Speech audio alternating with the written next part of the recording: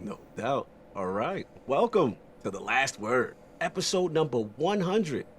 100. It is another glorious Friday. We're back in front of the campfire for some more looter-shooter discussion. I'm extremely excited about our special guest, so we're going to get right into it. I want to introduce a lord who is not only the epitome of what it means to be a lore connoisseur, but whose passion for the Destiny franchise is only matched by his humility and extreme attention to the subtleties of storytelling. Introducing the creator and host of the MyNameIsByf YouTube channel and founder of the Peasant Guard Destiny clan. The lord with the smoothest yet most pragmatic voice in all of YouTube. And of course, everyone's favorite Warlock Lord Daddy. Live from London, UK, and kind enough to make his debut at the campfire of The Last Word. My man, Lord, my name is Byf. How you doing, sir? Wow, that is probably the most illustrious intro I've ever had. My God, dude. That's what he does. Roll out the carpet for you, man. How you doing, brother? Doing really well. I'm very glad to be on Lost Word Pod here, especially for episode 100. Holy Lord, that's fantastic. No pressure or anything. Yeah, no pressure to perform whatsoever. No, you are so good, man. We are so happy to have you here, and I thank you for breaking my chat. By the way, some of you guys, this is amazing. But no, seriously, anybody who's been involved in this game for a little while has been like, hey, what's this about? They know you. So yes. We couldn't think of a better way to celebrate us starting this podcast during Curse of Osiris, an optimal time of Destiny 2. Yes. To bring you in and celebrate making it to this one. So, no, huge tip of the hat, and thank you from across the pond. So, no, this is amazing. So, absolutely, man. Thank you for having me on. Yeah, man, a pleasure. Just to double down on what he was saying, it's we started, we were initially, was it Flashpoint at the time? Before we changed our name, and the thing came down to, I met Ebontis, one of my first Guardian cons, I believe, say 2016. Sounds right. Right, 2016, and then hit it off, and I'm like, man, this guy loves Destiny as much as I do. And we just say, hey, man, you want to do a podcast? And the whole thing just came from a labor of love. Destiny at its worst time, it was Curse of Osiris, the community's upset. Oh, boy, I remember. the dead game memes are going all over, and we're just sitting there. The era of 2 tokens and a blue. Oh, God. People think that complaining about bounties at current season is bad. I want everyone to remember, we've had worse. We've had much worse. You know about those dark times, brother. So it was just sitting there, and everyone's piling on. And me and E is like, yo, we still love this game, man. And what can we talk about to fix it, and so on and so forth. And then it just bubbled forth. And here we are, 100 episodes later, still doing it. But good to have the Lord Master in. But, we gotta interview the Lord Master, man. This is a man of many talents. A lot of things going on with him, man.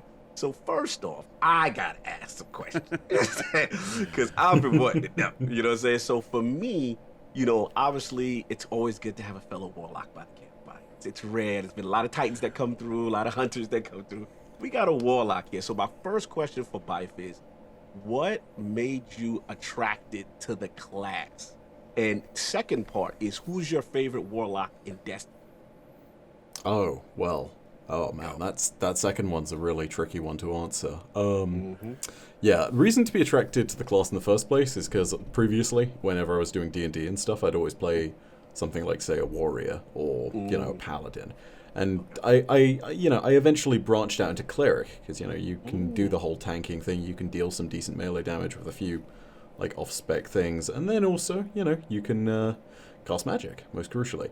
And I sat there at the beginning of Destiny, I was like, you know what? For once, I'm going to go pure quote-unquote spellcaster. And of course, that's not truly how Destiny works, but I kind of fell into that kind of vibe of being a warlock as it kind of went forward.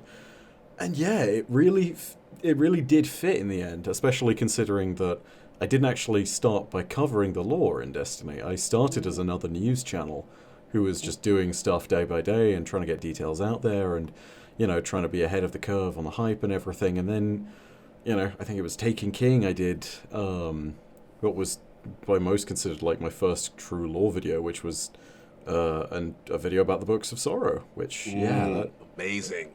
So good. That was the start to a series that is still not finished, and now with the current state of the world, it's totally on track as a result. One day we'll get to finishing that. But that's kind of what drew me to Warlock. It was a little bit of something different, and also I was kind of going into university at the time being, and I had lofty ambitions and lofty goals, and I was surrounded by this place of intellectual rigor, and I was like, this makes some sense. I want to try and, you got to try and like fit in with where you are and fit in where you are in your life. And for me at that moment, I thought that kind of appropriately did it, and I've fallen in love with it for many other reasons by now. But it's still left me in this place where I live and breathe the class. As for the favorite, that's awesome. Oh Lord, that's a Get to really the tough favorite question. You got to pick amongst your children. You got to pick amongst your kids. Who's your favorite child? See, I mean, so here's the thing. Like, it sounds like such a canned answer to say Osiris because he is very powerful, and I don't think I'm gonna say that as a result. I'm gonna say Ariana. She's a strong warlock of the Praxic Order, very powerful wielder of solar light. Amazing story, one of the best exotics in the game, and Ariana's vow is tied after her. Also, Heart of the Praxic Fire, it was my OG. Like, it was the first decent warlock exotic that I got. And, it stuck with me through literally the entirety of Destiny 1. Nice. And, that's, I feel like I'm bound up in that story now, Awesome. It ties into so many of the great elements of the game, Ties into Eris, ties into Crota, ties into eventually Oryx. It harkens back to the city and all the different Guardian Orders and all this other stuff. And it's just, Ariana is a kind of central calling point to all of it. It got to be Ariana. Gotta respect it. Osiris was Tekken, but I like that. I like it was mentioned. I'm biased. I'm leading the witness. Yes. Slightly, ever so slightly. Slightly. That was this man is trying to knock Brother Vance out of contention for his number one fanboy. So I can't even talk about Brother Vance after Byf's latest video, The Great Deception. I can't even talk about Vance in the same light anymore. The trickster. Oh boy! In a couple of weeks, when that Trials lawbook is completely attainable for some people, ooh boy, that's we're gonna have an interesting discussion about Vance. Let me tell you. Wait, E, you're up because I got tons more. So, E, any questions for the lore master? No. I got man, I'm starstruck. I'm starstruck. I know it's all good, brother. We got legend in here. Amaze, what's up, man? No, like for me, just when I've always dug into this game, it's like we started with Destiny 1 that had so many more questions than answers, especially when we had our vanilla launch and everything, and then you go through, and then when it comes to this type of game, it's like what kind of compelled you to almost take up like the storytelling role of this? Is there something that just like this is how it started and you kind of developed into it, or is it like I know my voice is amazing so I'm going to use it, or well, I can't tell you how many comments right now are like I would let him read me the McDonald's menu and I would still people go in there like I want Byf to read bedtime stories. It's lit right now. I'm trying not to laugh over here, but I wanted to know like what got you into knowing like just your ability to tell a story. How did you kind of come to that realization that was just a talent of yours? Well, I didn't realize that it was a talent up until like honestly about 6 months ago was the point at which I had that moment where I sat there and definitively said to myself, this is not just a job. I want to do storytelling generally of some kind, I want to be the orator for a great world and for a great story. But the first kind of point at which I really decided like, hey, this is what I want to jump in and talk about, and this is what I want to do, was way back actually in Dark Below. I released my first video in The Taken King, but in Dark Below I was one of the people who was still hanging on to Destiny, even though Dark Below was unquestionably the worst content release that we'd had in terms of where it was. Like, 3 story missions, 2 strikes if you're on PlayStation, and then the raid, and then a few things here and there. It wasn't a great time to be playing Destiny, and it was kind of it was a very low point, but I sat there and I was like, there's got to be more in this, like I refuse to sit there and believe this thing that I've seen growing for years now has only got so much steam in it and doesn't have a story. I refuse that. In fact, I directly refuted that line of Destiny has no story, which at the time being was the meme, right? Yes, like, bro. There would be things like, Destiny, Talk about it. It's, At least it wasn't as bad a love story as Twilight. Oh wait, no, it was, that kind of thing, right? Like, people would meme on it like that. But I sat there and I said, no, I'm going to go out there and I'm going to find this stuff. And that was the point at which I really, really deeply started pouring myself into the grimoire and pouring my way through everything that I could find. And yeah, that's where my knowledge of everything really started to develop. I'd taken a look at things prior in a very sort of non-committal way, and from that moment on I was committed, and I just said, you know what, we're going to take a few days and we're just going to read through as much of this as we can. And by the end of it, I certainly didn't have a complete knowledge of everything. I had a lot of misconceptions I probably built in those first few days, but I certainly sat there with much more knowledge than I had before.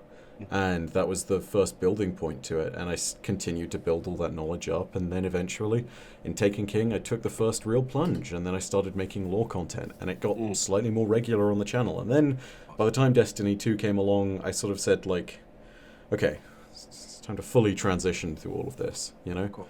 And because that's where it really started. I refused to say that this game had no story, because I knew better, I knew better than this idea of yeah, sure, story versus lore. There is a distinction. But everybody sat there and said that the narrative team didn't know what the hell they were doing. And maybe in terms of the main campaign, they didn't. It was 3 missions in Dark Below. It wasn't exactly riveting in Destiny 1. But I refused to say that they had built a terrible world, because I loved the world. I'd fallen in love with the idea of being a warlock and of, having these different orders and tenets, such as the Praxic Orderoth, the Natanauts, or the Gensum Scribes, that you could always sort of pull back to. This world felt like there was more, and I wanted to know more, and I was engrossed, and I didn't want to let go of that, and that's where it all really started.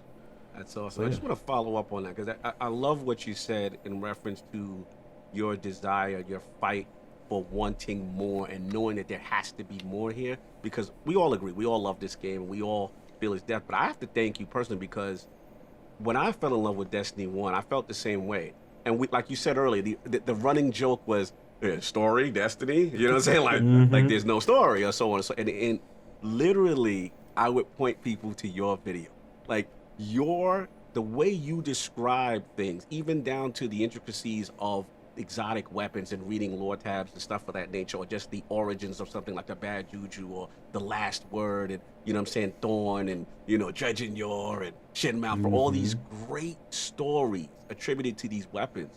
And that's when I knew, I'm like, dude, there is amazing stories to be told. And you were in my opinion, I know you're humble, but you're the pioneer of that for me. Because at the end of the day, I would show people, I said, watch this video. You think Destiny doesn't have story?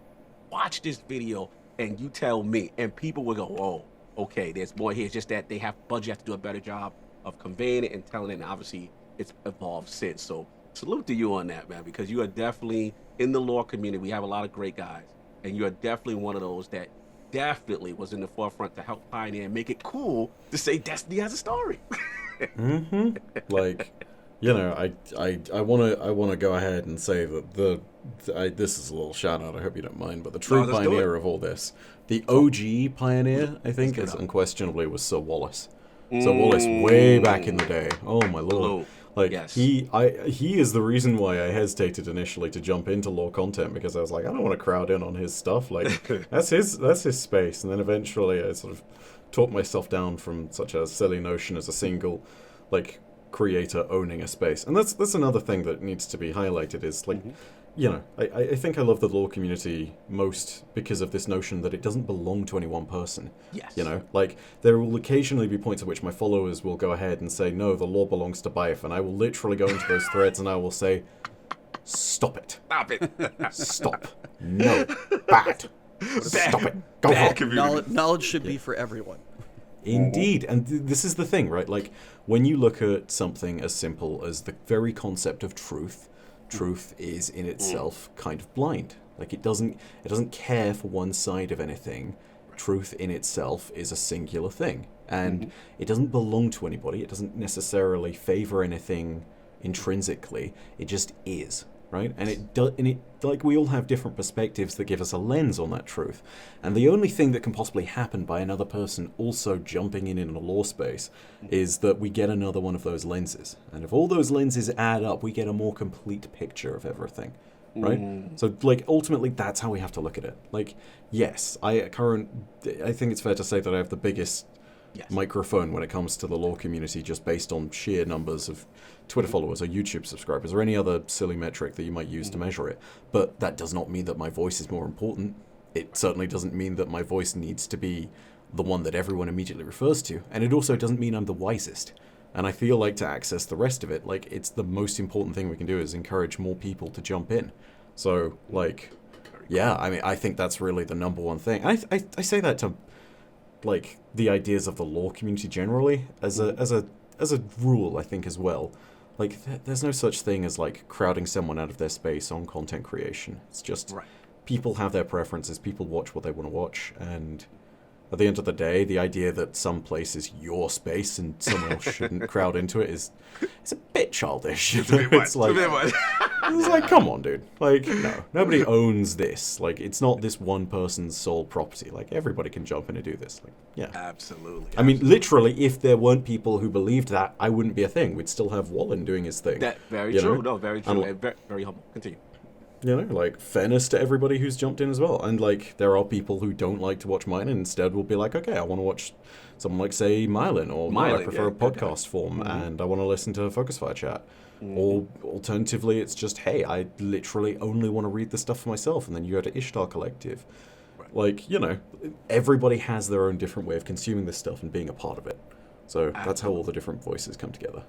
Awesome, man. Like I said, salute on that, and love the humility as well. Really cool dude. Now, question I got for you in reference to lore continuity, and I think something Destiny has been hit or miss sometimes, where, you know, we've had these great characters or great stories, and then, you know, we have a story campaign, we have some cool strikes that may tie in, and then, you know, let me give you an example.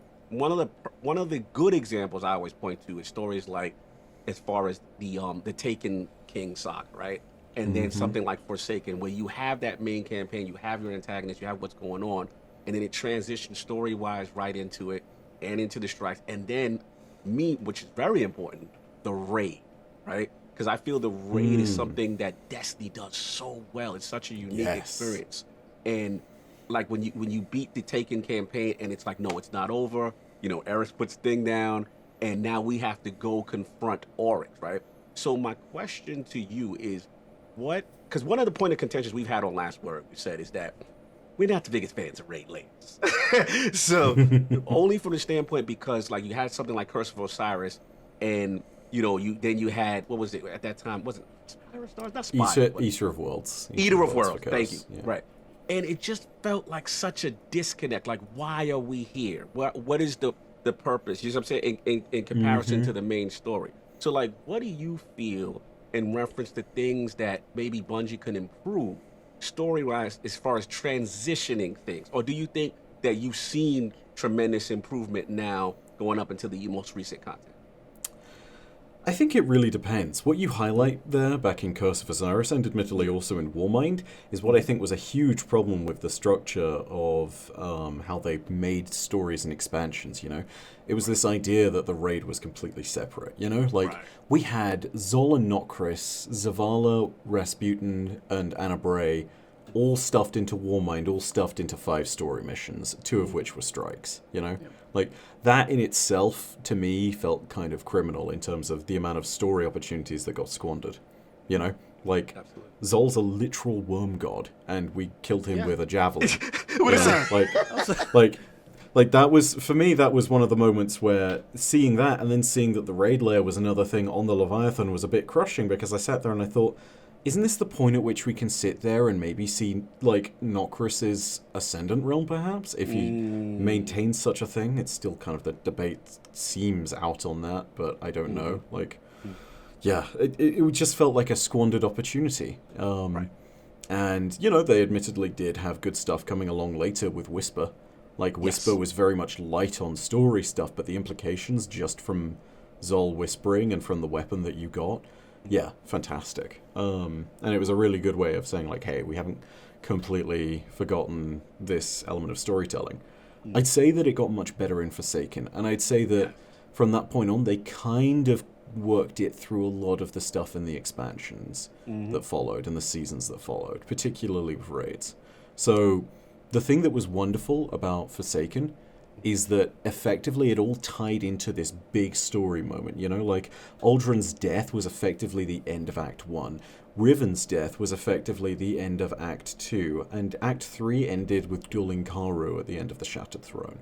And the amazing thing about all of that is it felt like it had a coherent structure up until, like, you know, Shattered Throne came along, and Shattered Throne is an amazing piece of content in terms of gameplay, but doesn't really have too much story behind it in itself as the activity goes. Like, yes, it's part of the Dreaming City cycle, and everything that comes with that is phenomenal to speculate about, and Truth to Power is completely nuts, but the actual activity doesn't provide you with many big story beats. You know, it's a daughter of Savathun, and, you know, that nothing, narratively speaking, goes on except for you kill her every 3 weeks. Which, you know, it sounds... pretty much, It sounds a little odd to put it out there, but yeah, that's where I think it fell apart. I'd say that Bungie has gotten better at weaving the raids into the story. I say they still need more work on it. And I think that's kind of demonstrated best by Garden of Salvation. Because you had the end of the story, right? And you had Salvation. And then it was a bit of a non sequitur into the raid. Right? Like, Eris literally just starts it and says, they take us for fools, and it's like the artifact just randomly started emitting a signal. There's no cutscene to indicate that. Eris just says it. You know? Like, there's got to be these conjoining moments, you know, these joints to the different story arcs that link it together. And similarly, with the end of the raid, you find one of the statues, similar to what you find in the Pyramid Ship. And that's, you know, the implications of that being in the Black Garden in the first place, at the very top of the mesa that everything sort of centers around, that has been clearly, you know, part of the Darkness's reach to corrupt the Soul Divisive from the very beginning. Phenomenal story potential. And then they don't really do anything with it. Like, it's just there, you know? Like, admittedly, we finish the raid, and then we get every week a communication from the Darkness in the Unveiling book, and that's really awesome. I love that from the standpoint of the lore. But it, you know, the next story beat we get after that is then Eris talking, well, not talking, but standing by and touching the statue in the pyramid. And, like, all of these different moments in themselves are good. They're like the peaks of mountains, you know, or maybe even just the bumps in, you know, the hills between valleys. They need bridges connecting them. Otherwise, they are pointless. They are fun little fodder, but they don't seem like part of a connected story. A whole bunch of loose threads that need to have some type of synergy. I agree with you. And it also sort of bleeds into the continuity of the seasons and how they're working out too. Because take a look at, like, what seems to be the overarching theme of this entire year, which is the arrival of the Darkness. You know, you have Shadowkeep and the Undying Mind and how all that plays out. And that's pretty cool. But then immediately the season after that is Saint 14? Yep. Yeah. It's just 3 months of Saint 14 stuff, which is great. Like, I loved it. It was really good. But it had next to no bearing except for maybe one lore entry on Bungie.net and a few hints and pieces there with the Empyrean Foundation. It didn't relate to Shadowkeep at all. Yeah, you're and, right. like, you know, it's great to bring back Saint. I'm so glad it happened, but there was no continuity, you know? Like, it feels like we've just now started to really strongly pick up that storyline of the Darkness resurging with the Warmind bunker and the approaching dots every week. Right. You know, like, that's really awesome, seeing, like, a physical reminder of these guys are getting closer every single day. Impending doom. Exactly. Yeah. Yeah, we literally have a doomsday clock. Yes. Right? Like, just think about that. Yeah, we have an actual doomsday clock coming up at the end of the season. It's going to be on top of us, basically.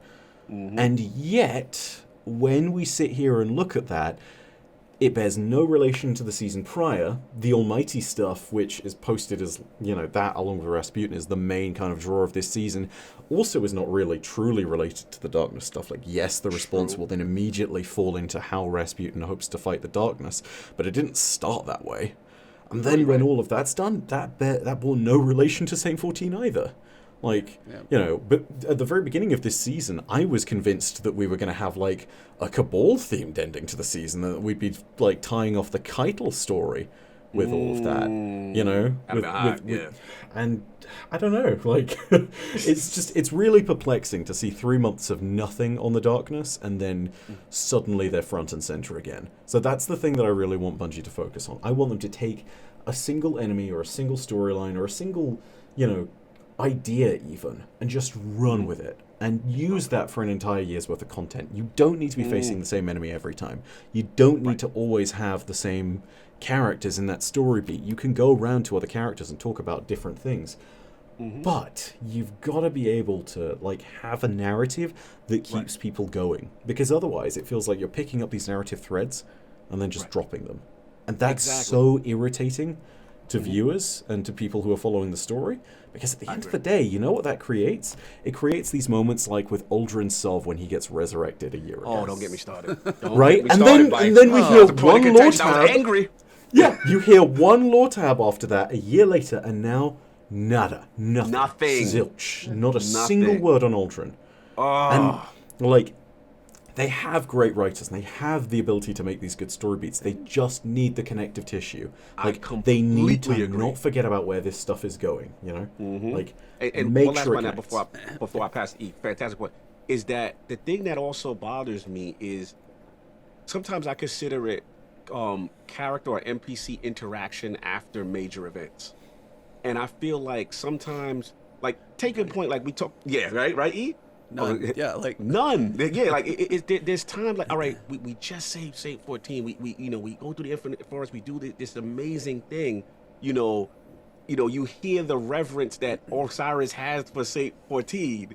There's no cutscene with them two together talking. There's no interaction. And then, okay, now Trials is built. We did the foundation. That's great. Osiris, when you stand, Saint 14, when you stand next to him, he will say cool things about Osiris and so on and so forth, what he's doing. But it would be so cool just... Shout out to WD Prescott in chat. Yeah, no bro hug. Yeah. Like, no bro hug, man. Where is the, like, 3 pat slap on the back of those two guys? Like, dude, it's been too long. Like, where is that? This man literally said this, one of my biggest regrets in the whole creation of the Sundial was for this purpose. And yet there is not one cinema, no interaction. Even similar things with Anna and Zavala. It's just like, we just need that NPC connective thread and communication about big events that just happened that have affected this world, and no one's talking about it. It's like, on to the next. Right? That's it. Like, it's great to have some moments like this mentioned in lore tabs, right? Yes. Like, I think there's a ship this season which talks about how Zavala at the end of one of his days goes to meet Amanda, and then they're just having a little bit of quiet conversation. It's clear that Zavala is tired, and then he says, hey, take a break, let's go get some food, and then immediately she says, let's go for ramen. Right? Like, that's such a great little moment to have in a lore tab. But there's got to be more moments like that whenever the big on-screen main characters are coming forward and having these bits. Like, the one time when that does actually happen, the connection between Saint and Osiris isn't truly that in a certain sense, because it's one of his reflections. Have you guys ever been to the lighthouse, as in Flawless? I have not yet, so you need to educate us. So, when you go Flawless, when you actually reach the lighthouse, pull out a sniper rifle, turn subtitles on, and scope out the actual box where Saint 14 is standing, you will see Osiris there, except it's one of his reflections, and then it will bug out. They'll have a short conversation before you get there. Nice! Right? And it's not... And here's the thing. You need subtitles on because you're not close enough to hear it. Gotcha. Right? You need to have them on so you can actually make it out in the first place. You can only just see them making the exchange. And it's a little tiny Easter egg that Bungie's left in there. It's a little hint. But there should be more than that. And it's also important. It's so important because of, like...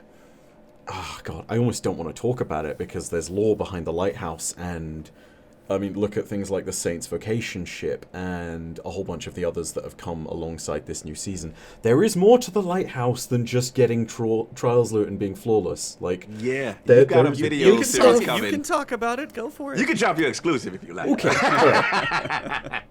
So, long story short, the original Destiny 1 Lighthouse emitted basically a musical tone of 2 notes. Yes. One of which was, quote, warm and smooth, and the other of which was cold and sharp.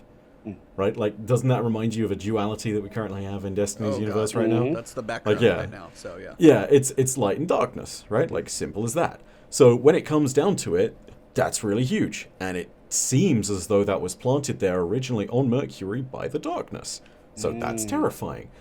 Saint 14 and Osiris have some time where they are basically investigating this to a certain extent. And they're investigating it partly because of shit that Brother Vance has been doing.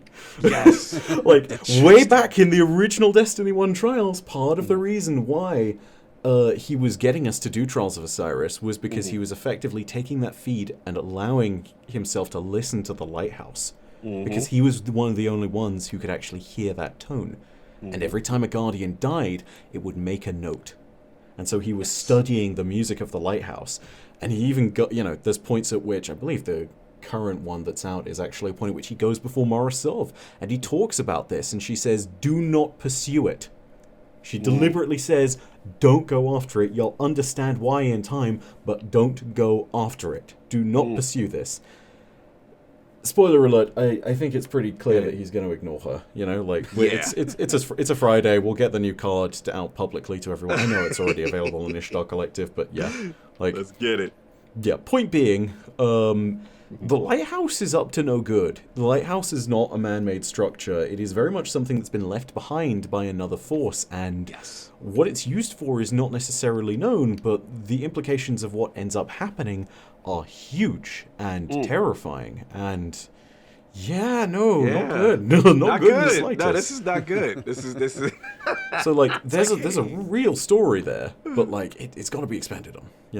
Got to be.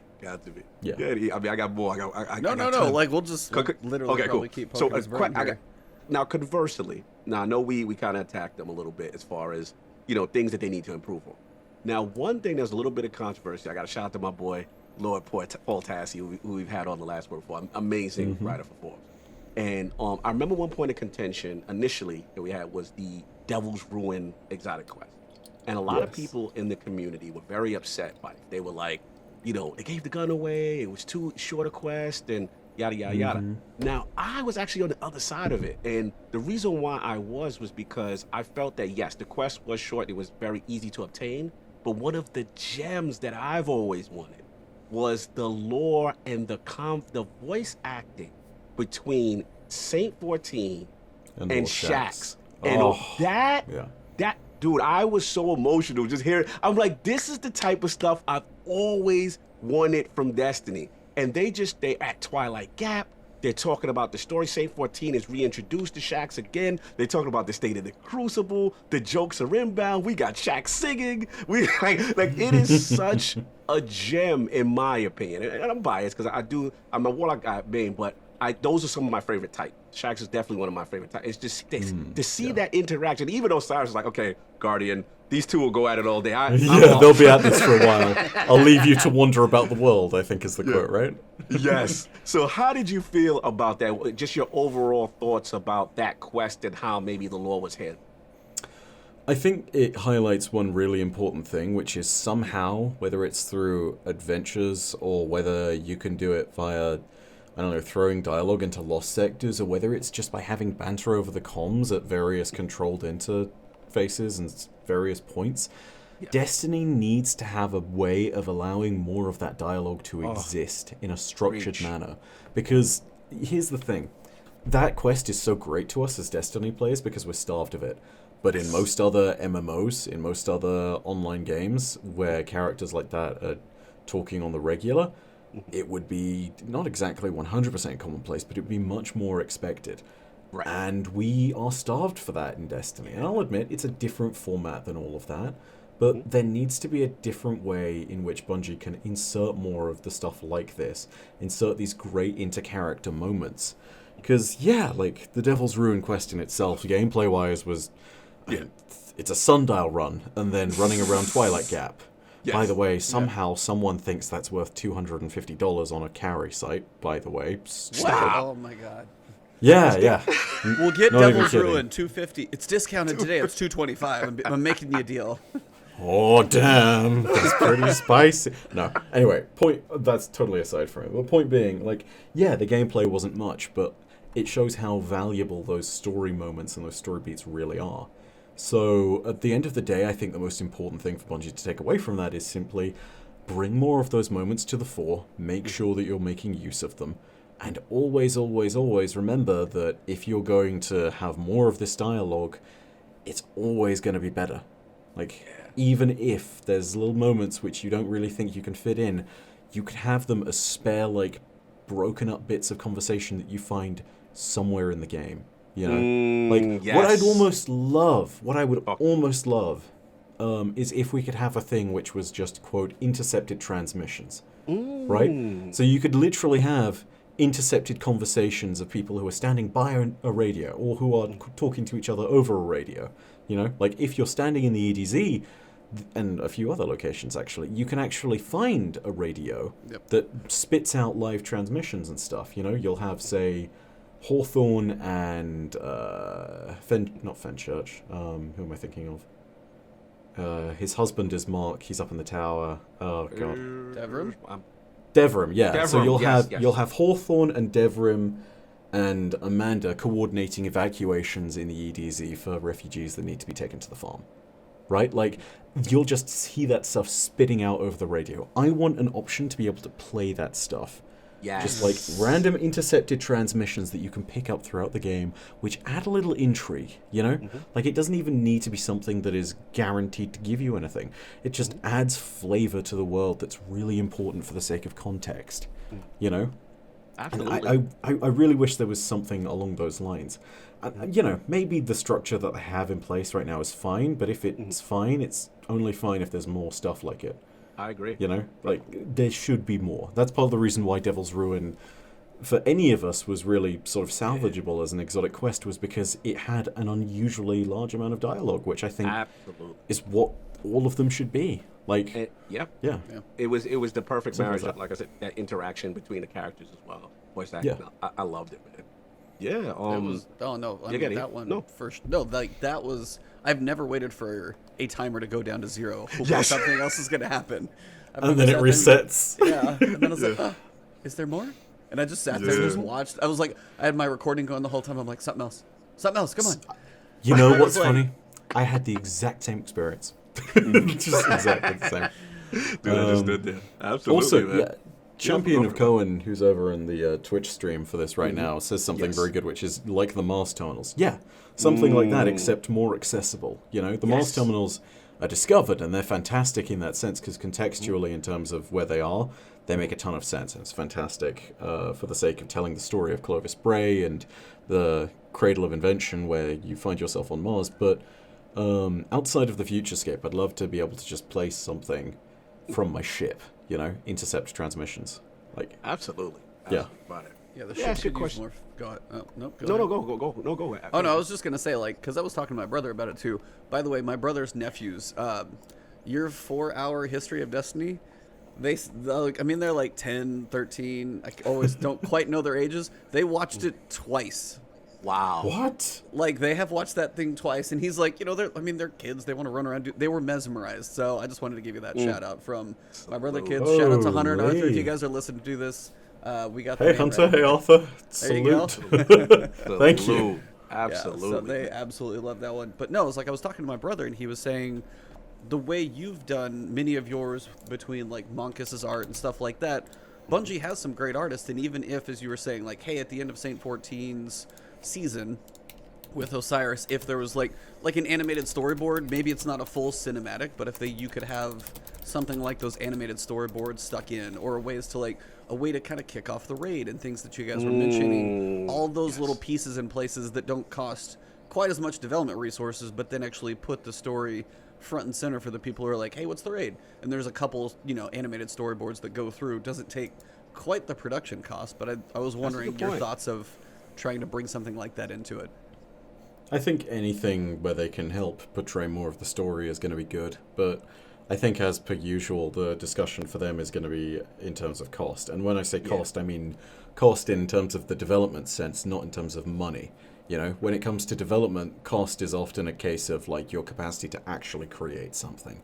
You know, it's a huge task to be able to create, say, the cutscenes from Taken King. You know, especially considering nowadays the expectation of higher fidelity and the requirement of many, you know, studios to be able to keep up with what is expected story-wise. And I'm glad now that they're doing more in-engine moments, because I have a feeling that that's probably simpler for them to do, and that they can probably do that amongst themselves, and it doesn't need to be something that they expedite to some other place. Well, not expedite. Expedite's the wrong word, I think. Outsource? Yeah, it's outsourced. There we go. Yeah, completely correct. But yeah, no, when it comes to that stuff, any moment where we can get some kind of interaction prior to an activity is important. And getting more of that stuff in the game would absolutely help. It's why I'm much more happy about things such as, say, you know, the conversations between Anna and Zavala in the Warlock bunkers. You know, it seems like really small things, but if you chart that alongside all the other changes they've been doing, they've slowly been working towards making a more nimble sort of case for telling the story in the game. So, you know, even take a look at a year ago, Black Armory was coming out. That was the first time where they did a thing where your camera panned to the center of the screen as someone was delivering dialogue to you in what would otherwise be a vendor scene. And it seems like a really small thing, but that's so important because it takes you out of that sort of mentality of this is a vendor screen. You know, normally you'll have all the quests sitting alongside as they're delivering dialogue. You'll be grabbing all of those. You'll be chatting to a buddy. If you reduce that UI and then center the camera on them and just have the subtitle text, all of a sudden it's a very different story. It's a case of, something's happening. Oh, I should listen to this. You know, it's subtle little changes and adaptations to the engine like that that really make this, you know, a change worth jumping into. And absolutely. Like there's small things that you absolutely need to bring on, and then there's the bigger things like dialogue. You know, like I really just hope that they expand on that, no matter what happens. Well, yeah, I really do. I really think it's something that, again, especially the lore community, we really appreciate those little nuances when they do it, and because there's so much to be told. So I love that kind of stuff. What I wanted to ask you too, also, from just like a silly perspective, was like NPCs, right? And I know me and E, we've done this before. We've kind of like ranked our like top 3 or like favorite NPCs, just people that you either go past in the game world and you just love their dialogue or just really resonate with the character. So I know we did the Warlock thing, what your favorite Warlock is, but from an NPC standpoint, give me like the Byf top, you know, say top 5 NPCs running around the game world that are favorites for you. Oh God. 2 of them easily, Shurochi and Toland, just for their implementations as patrols. Yes. Like, the fact that they are there to provide you more context on the world is fantastic, but I also think I love Toland just because, you know, like occasionally you'll pass by him on a sparrow and then he'll be like, "Come, sharp one." Yes. You know, and occasionally it'll be a little bit more like, it'll be a little bit more BM, you know, it'll be like, "Come, squanderer." And it's just like, well, okay, yeah. And like, it perfectly fits into his character and everything. So, unquestionably, though, I think Toland clearly tops that, even though... Right, so we got Toland, we got Shurochi. I need some more now. One more, or just as many. Just as many. Just as many. Let's go. He's like all of them. Okay. Give me some standouts. Oh man, that's really tough. I think Saint 14 in the tower is fantastic, just because of his idle actions during the world. You know, have you seen? I don't know if you've seen this one, Ebontis, but as a Titan, have you walked up to him with the helm of Saint 14? Oh, I got to do that. So if you walk up to him and you're also wearing the helm of Saint 14, he'll turn around and look at you and be like, "Ha! You look just like me. This is good. We will confuse the Vala with this." And it's fantastic. It's so good. Yeah, it's just. I never knew that. Those are Saint like perfect is- little Easter eggs. I love those. That's He's awesome. such a wholesome character, but like Yes. the comedy gold that he's occasionally Oh capable my of creating God. is fantastic. Yes. Especially in trials. He's like, I beat you. The children will point at you and laugh. I'm like, say 14. It's like You know calling it you is. out. Yeah. Yeah, I am absolutely. Saint 14, and you are the ones who will make them cry. Yeah. It's just like, Hilarious. When he was announced to be Perfection. the trials announcer, I'm like, it cannot get any better. And I love Shax, don't get me wrong. Shax is like gold. But definitely I gotta say Saint 14 kills the announcing bit. So that's a good choice, sir. Give me Saint's come solid. on. Yeah. Saint Come on, is NPC in the game. one of the best Who else we characters they've love? added in ages. I'd say Spider's idle dialogue, and even the stuff that you get, even if you're just getting patrols from him, is really fascinating too. Because he's the only real... Like, he's a crime lord. Let's not mince words at all. He's not some upstanding, fallen gentleman of the shore. He is a crime lord. He's a Yakuza And- boss. It's fine. He is very, he's the fallen Yakuza boss. And the really fascinating thing about that is not just the fact that he says all the things you'd expect him to say, like, a new monarchy shipment wound up on my shore, we can get it back to them for a price. It's the fact that all of this culture isn't actually his, right? Like, Fallen who've adopted that culture are very much adopting it from old Earth traditions. And that's what's really fascinating. It's something that you can see with gangs like the Kel Scourge. There's actually, this time last year, there was a law book that came out called Stolen Intelligence. And it was basically a bundle of stolen Vanguard reports from the Hidden. And one of them was on the state of the Fallen at current. And it talks about, say, just the state of how they are as a society.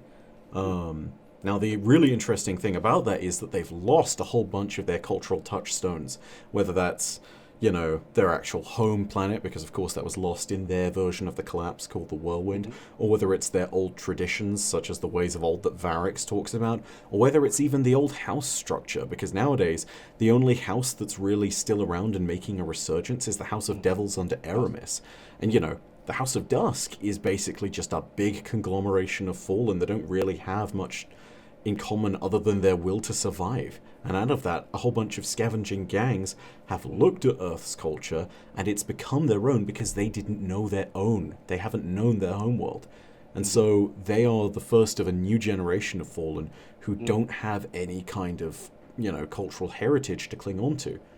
And Spider, as a result, becomes this really fascinating NPC because of that kind of mix of Earth culture and Elixir. He is such a wonderful picture of adaptability because he's taken what works for him in that moment out of a blend of both his own characteristics, the adaptations that need to be made to his environment, both because of physiological requirements and because of the society that he finds himself in. And also, he's just, he has a good laugh with it while he's doing it all. Oh, he's having a good old time. He's having a You good know, time. Also like- rolling in Fractaline right now. Oh, yeah, Oh he's my balling. lord! He's Yeah, rolling balling in it, dude. He's rich. I call him the ultimate hustler, man, because you can get everything from. You got to see what the price of certain materials are this week, this day. Man, his inflation rate is like outstandingly high too. It's Yes. terrible. Ultimate It's like, hustler. you want enhancement cores? Well, we can arrange that, I'm sure. How much? how many years are you lucky to be indebted to me for? 200% per purchase. Go. No, I actually wanted to kind of see those, Go like, for it. when it comes to NPCs. The one that actually always just kind of, like, tickles me when I don't expect it is Failsafe. Oh, she's amazing. Like, just because you'll be going through and then it's like, oh, it's like, and I'm said. Just the bipolar nature of Failsafe Yes. was one of those completely unexpected things. You're like walking around Nessus, this completely beautiful planet, and then you have the most sarcastic AI robot in your ear that is bipolar on top of it, and I'm just sitting over here. I was like, this is amazing. This is how you bypass, like, just like making me actually pay attention to the dialogue. It's not like, the smooth tones of Devrim K or Byf, depending on who's voicing that one for the time being. But no, Failsafe she cracks me up. And then of course Asher's pissed off all the time. But Oh, I love Oh, me some Asher. Asher Mir has a place in my heart. Yes. I will ask him what the destructive capacity of the Almighty is in Zetajules, and he will say, "No, Asher, I do not know, for I am a reckless fool." It's like There's so many fantastic lines there. And also, can I just say, I may be the only person who does this, but I get half of the stuff that he's talking about in the Pyramidion Strike. And I'm like, no, Asher continue. Continue. They Keep made talking. Asher just for you. Impossible. You'll sit there and you'll listen to something like in Centennial Criticality or something, and you'll sit there and be like, okay, in terms of what a Vex is, I think I kind of get what you're talking about. And then he'll be like, oh, why do I bother explaining it to you? And I'm like, you could have just kept going. And no one else would have cared, but you would have made it so much fun for, like, lore people. But the interactions between him and Ikora are gold to me. Like, it is just when I do that Pyramidium, and I'm just like, man, he is going off. And then she gets sassy with him, like, he did not say this to my face. Yeah, basically. Which is such a great point too, because Ikora is one of the only people who's beaten Shaxx in the Crucible. Yeah. Like, Ikora's low-key, Ikora's a badass, dude. And I used to hate on her. I ain't gonna front because I was a little Sarah's fanboy, but she's a beast. No, I've come around. Since D2, I've come around. And I'm like, and the last thing, not to interrupt you, with Cade's death, she really resonated. Yes. Because she's like, when she called Zavala, she was like, "Oh, we're not gonna ride." But he was like, "Don't say it." Cowardice. I was like, ooh, she cut deep with that one. I was like, man, that was some good stuff right there. But yeah, you are absolutely right, Mike. I think I have such more of an appreciation for her, and obviously her story, how strong she is, obviously as a warlock and stuff, which actually leads me into my question, which is in reference to Hunter Vanguard situation. Right? We know, R.I.P. to the legend, he is missed. But we have a situation. Right? And we have, a man who's been resurrected, who doesn't know his past actions, and the Hunter Dare. And then the other thing I want to, in reference to, obviously we know he's a candidate, for that. But the other question is obviously Anna Bray. I believe Bungie recently, right? Didn't they change the actress? Yeah, the voice actress. Yeah, they changed the voice actress for Anna. Yeah. So again, I could be looking more into it than I need to be, but when I see that from Bungie, I assume that they're going to be utilizing this character more, right? So my question is, Byf, to you, is reference to the Aldrin situation, how they need to handle it. The Hunters don't have a Vanguard. It's been a while, right? You've got pyramid ships coming, all this stuff, but the Hunters need a Vanguard. And then could Anna Bray even be a candidate in the mix as well? Or is this Aldrin's job all the way? Where do you stand on the state of the Hunters? So, the way that I look at it is this. Every hunter is a candidate, right? This is something that the Tower is very clear on, right? They basically let the hunters decide for themselves. But, have you read Tommy's matchbook? I have the not. Lore tab. Okay, so Tommy's matchbook expands on this point. This is a point at which Arnor, another wonderful Praxic Warlock, she goes into a hunter's den and it's completely deserted. And it leads into a story where she talks with the one hunter and his ghost that they can find. And it talks about how the hunters are abandoning the city and going on their own quests or taking long assignments away from any Vanguard duties because they don't want to be scouted for the Vanguard mentor position. Hunters hate the Vanguard mentor position because it ties them down and it screws with their ability to goes freely against their roam the nature. system. Yeah, Exactly. Like, hunters, by their very nature, are scouts. They are supposed to roam free in the wild. And being stuck behind the walls of the city forever in meetings and different moments of administration is not the hunter's way, right? Like, that's just the nature of it. Facts. So when you sit there and you have any hunter potentially being a candidate, what are they going to do? They're all going to scatter, right? Having said all of that, even though every hunter is a candidate, I would be astounded. I truly would be stunned if they'd said, hey, let's make Anna the Hunter Vanguard. Because yes, you could confound expectations by doing that, but I don't know if there's a point to it.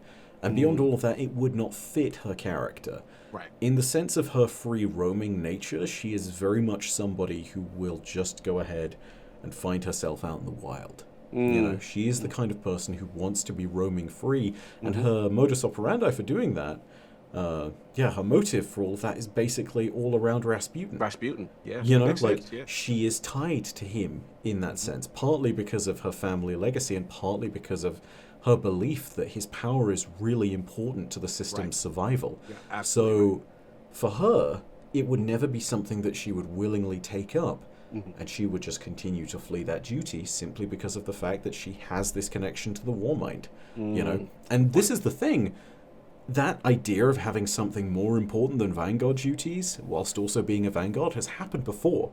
Osiris. Osiris literally sat there and said, hey, if we're going to go ahead and protect things, we can't just look to the immediate present threats, which would probably be like the Fallen and defending the walls and reclaiming various bits of local territory at the time being. No, you had to look to the future. And you had to look to the things that could potentially destroy us as a cosmic That's threat. why I like love the me some Vex. Osiris. That's right. Exactly. Right? So, yeah, I mean, you go through all that same thinking and that same process, and the more that you think about it, Aldrin is the only candidate for Hunter who can truly do this, because he not only has fulfilled the Vanguard dare, but also he is a blank slate of a character now that he's lost his memory. He has no potential affiliation to any other group, because no one has shown him any love. He has this moment where he may realize what he's done, and he may try to atone for it and prove it. Ultimate And redemption beyond, story. and beyond all of that, assuming that, you know, all of the stars do align and everybody actually has a moment where they're compelled to forgive him for what he did, he's one of these people who does not necessarily have any kind of prior obligations, right? Like, let's take a famous hunter at any period in history. I don't know if they're still alive at this moment in time, but Shinobu and the Six Coyotes. Shinobu already has her hunter posse, right? She's already got the group of people that she'll be roaming around with. She's got the people that she's missing, you know? When you take a look at previous Vanguards like Andal Brask, you know, part of the reason why their group then falls apart is because they're missing one of their hunters, you know? Him, Shiro, and Cade used to run operations all the time. Team, yeah. You know? And now they don't. You know, partly because Andal's dead and partly because Cade's dead. And That's little technicalities. Damn. Hunters aren't doing so hot right now. No, not doing so hot. Yeah. As Edna Mode would say, no capes. No kidding. Good movie. But yeah, Good like, movie. you know, he has no one in the world, and he's not tied to any particular organization. He is, for the most part, Can alone. Ikora forgive him? Can we forgive him? Right? I'll forgive. Like I've made peace with the fact that he's a different person, but not everyone in the community has, you know? Like, this is the thing. It's very much one of those well-written kind of paths of a character, I think, because it is a real question that Guardians grapple with, is I understand that this person is the same person in terms of his body, but a different person in terms of his mind and personality and maybe even choices. But it really does make us sit there and ask some important questions as a result, you know? Can you forgive someone for, you know, actions that they had no control over in what is effectively a past life as a different person? Yeah. Is a Guardian similar to their past life in any way, shape, or form? You know, that's something else that with Aldrin we probably have a good case study for. Does someone truly deserve forgiveness in circumstances like these? You know, all these important questions Bungie has basically thrust upon us and said, you will have to internalize this and think about it and deal with it in time. Figure out how you feel, and then we'll go ahead and we'll keep telling the story as it is. And whilst they've not picked up the Aldrin stuff in ages, and while they've teased us with moments here or there, I do wish that they'd given us more little insights into the story. Because you know who Aldrin is right now? You know who he is? It's a Game of Thrones reference, so if you guys haven't necessarily I'm hardcore seen Game it of all. Thrones. No, Yeah. talk to. Let's go. Talk about it. Yeah. Right now, as his resurrected form, he's basically Reek. Right? Oh, God. He is... Yeah. Right? Good one. That's a good analogy, He yeah. is the Reek to the previous Theon, you know? Yes. Yeah. And he Yes. doesn't remember his old life, so to speak, in the similar way that Reek does not acknowledge that Theon exists anymore for the sake of his own safety. You know, like, it is very much a case of he needs to be able to understand what happened and what came before. He's a different person in that certain sense. Like, he's been robbed of his humanity. Absolutely. And like there is a real parallel there, because it's going to have to be a case of you've got to, you know, reconcile those two identities and the present and the past, and you've got to say, like, okay, do I have any responsibility for what happened back then? Can I really be held accountable for all this? What's going on?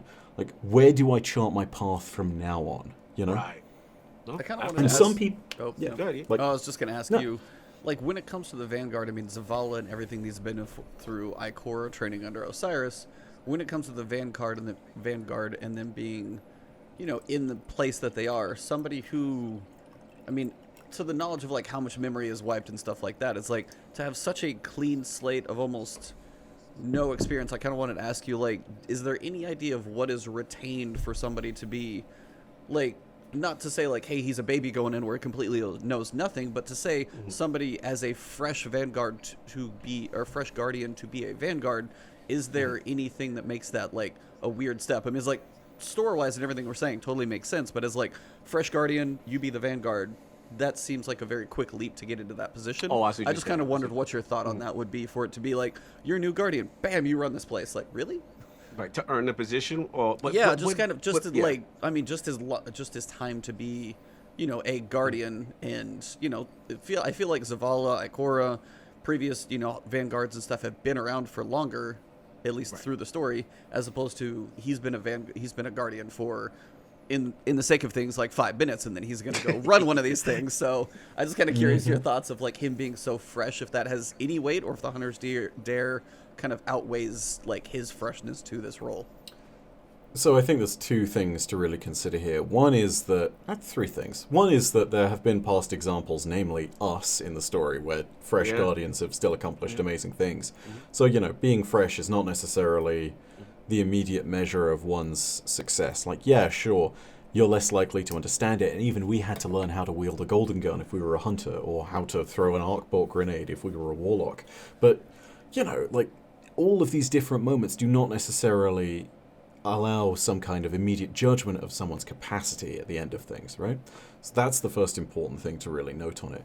The other thing I would say, on top of all of this, is I think this is going to be a point where we'll see Aldrin's character develop in a big mainstay expansion, and that the capping of all of that expansion will effectively be Aldrin learns his place, becomes a Vanguard, and is able to take up that mantle.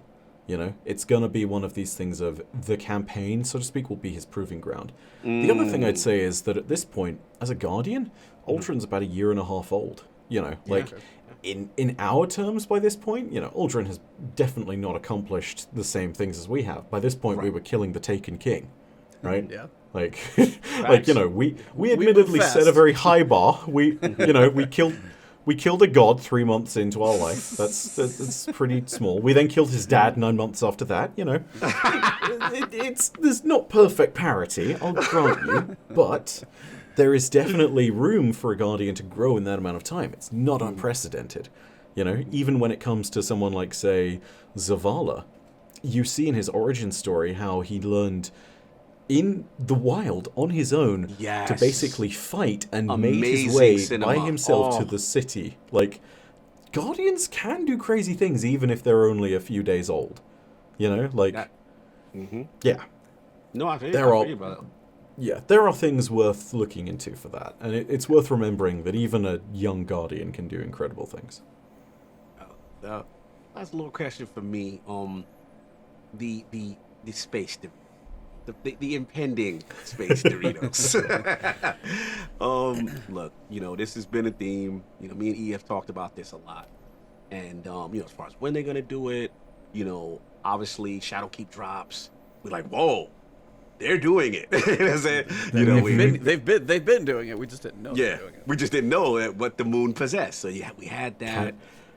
Before the question, can I just talk Oh no, about please. a Oh moment? yes, please. Because I can see the look on your face as you're talking about, oh, it's happening, and I remember the exact moment when I realized that, because I was at Bungie playing it for the first time. We played the first mission, and they told us, okay, you're allowed to record up to this point. You can't record beyond that. And there was like a group of 3 or 4 people who were Bungie employees behind my monitor as I turned the corner to see the ship for the first time. They wanted to see and your I face. think I dropped my controller and just held my face in my hands, and I was like, oh my god. Yes. Oh. The writers are just staring at you like, let's see his you reaction. did it. Oh, you did it. Oh, they did. Oh, this is happening. This is real. Okay. Yes. Somewhere there's security camera footage of your reaction that inspires the writers to continue to wow us, because of your dropping the controller, quote, drop the mic, like your moment. Yeah, it's like, that's awesome. I can't imagine what that was like, honestly. I feel like there was an expletive or two that was uttered alongside that. I'm not gonna lie. I believe it. That's Believe totally you, justified. Yeah, we all were in amazement. We're just like, wow, they're doing it. We're talking about it, and we're gonna deal with something. So we had that. Then we transitioned God and Salvation, even a little bit more context at the end of the raid when you beat the raid. You know what I'm saying? And it's like, now Rasputin. We go to Rasputin every week. We've got that doomsday count. We see that they're in the solstice. So my question to you is in reference, and again, me and Ian have talked about this a lot, how they handle it. Because initially, the rumors of what we thought would maybe this would be a D3 thing, that they would kind of extend this out and we wouldn't get this. But according to this, they're in the system. They are approaching. And me and Ian had this conversation, in reference to the storyline and real-time Bungie, shout out to Luke Smith and these guys saying, hey, the game's getting too big, things can't exist the way they are. Certain things are going to have to go. So what do you say to a theory that me and Ebontis have talked about in reference that something may have to go, like a Titan or something of that nature? Talking about a small moon, by the way, not the class guys, just so you know. Exactly. Just to clarify, the Titan has to clarify. Actually, I've got to leave the podcast now. I've got to leave the podcast now. The Titan's on. Yeah, you win in Guardian games. You're fine. So as of right now. So the thing is, it's like I always felt like something cataclysmic needs to happen. We need to feel a sense of like that they're coming, right? What do you feel? How does that need to be handled? Does something cataclysmic? Does something has to get blown up? Like, it's coming, so how do you think they should handle it? I think the likely case is that they're going to destroy a planet or a moon. I like one of the D1 base destinations. So you're looking at. I don't think they'd destroy the EDZ because that's too. Right. A, that's too close. That's too far on the system, and B, like, hi, you destroyed Earth. What now? But no, I feel like if they're going to do something, I'd look at Nessus, Titan, and Io. I would sit there and say they are very likely candidates for the axe. They the don't notice. Block. No, absolutely, because at the end of the day, this is content that not everybody plays, not everybody uses. Titan in particular is just, I mean, have any of you guys gone to Titan aside from when it randomly dropped you there in a strike? Bro, I literally said the same thing. I was like, Titan. Sector I farmed there, but no, I'm just kidding. But I was like, rest in peace, Sloan. If we do this, like, if we do this, what do we realistically lose? Okay, we lose Greg, the fabled ogre, and that's kind of it. And and you actually lose the least amount of strikes too per planet because it just has Savathun Song. It just has Savathun Song, yeah. So in total, I feel like if that's taking up a lot of room, that's a candidate for the block. But by that same token, I don't know how you reconcile that with also having to keep it in the game for story missions. But maybe maybe the patrol zone is different from Titan itself, actually, in story missions. I don't know. It's a question that I'm not 100% sure of. Gotcha. Either way, like I think it's very likely that you will see one of those destinations axed entirely. And I feel like not only is that something that makes sense in terms of content, but also some of those locations can make room for other stuff that can be added, which will get played more. Because here's the thing, like, Forges might not be played too much, Gambit Prime and Reckoning might not be played too much, but if they can create something on a scale of replayability to Menagerie, it will be worth the space. Yes. And I think that everybody will be very happy about that. And also, going back to the original point of, like, the pressing thread of things, Yes. the darkness is very much capable of destroying a moon. You know, they've decimated Titan before.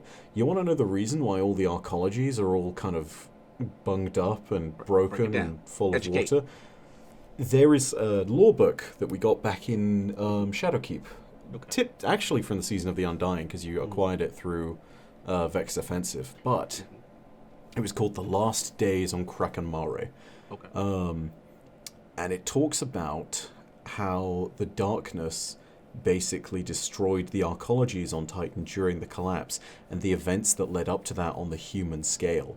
And to give you a vague idea of it, I want you to imagine this. Everybody get your physics brains together and understand things. Okay, so let's give the example of Earth, right? You have Earth and then you have our moon. Our moon creates a gravitational pull just in the same way that our Earth creates gravitational pull on it.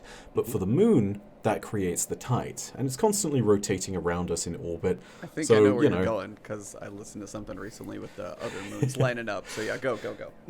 Yeah, basically, that's the vague idea, you know, like, the moon will be able to pull on water, and that's how tides are created. It's literally gravitational forces. Like, you know, when you have the equinox, you've got the sun and the moon pulling in unison, which is why you get the strongest tides then. Here's the thing.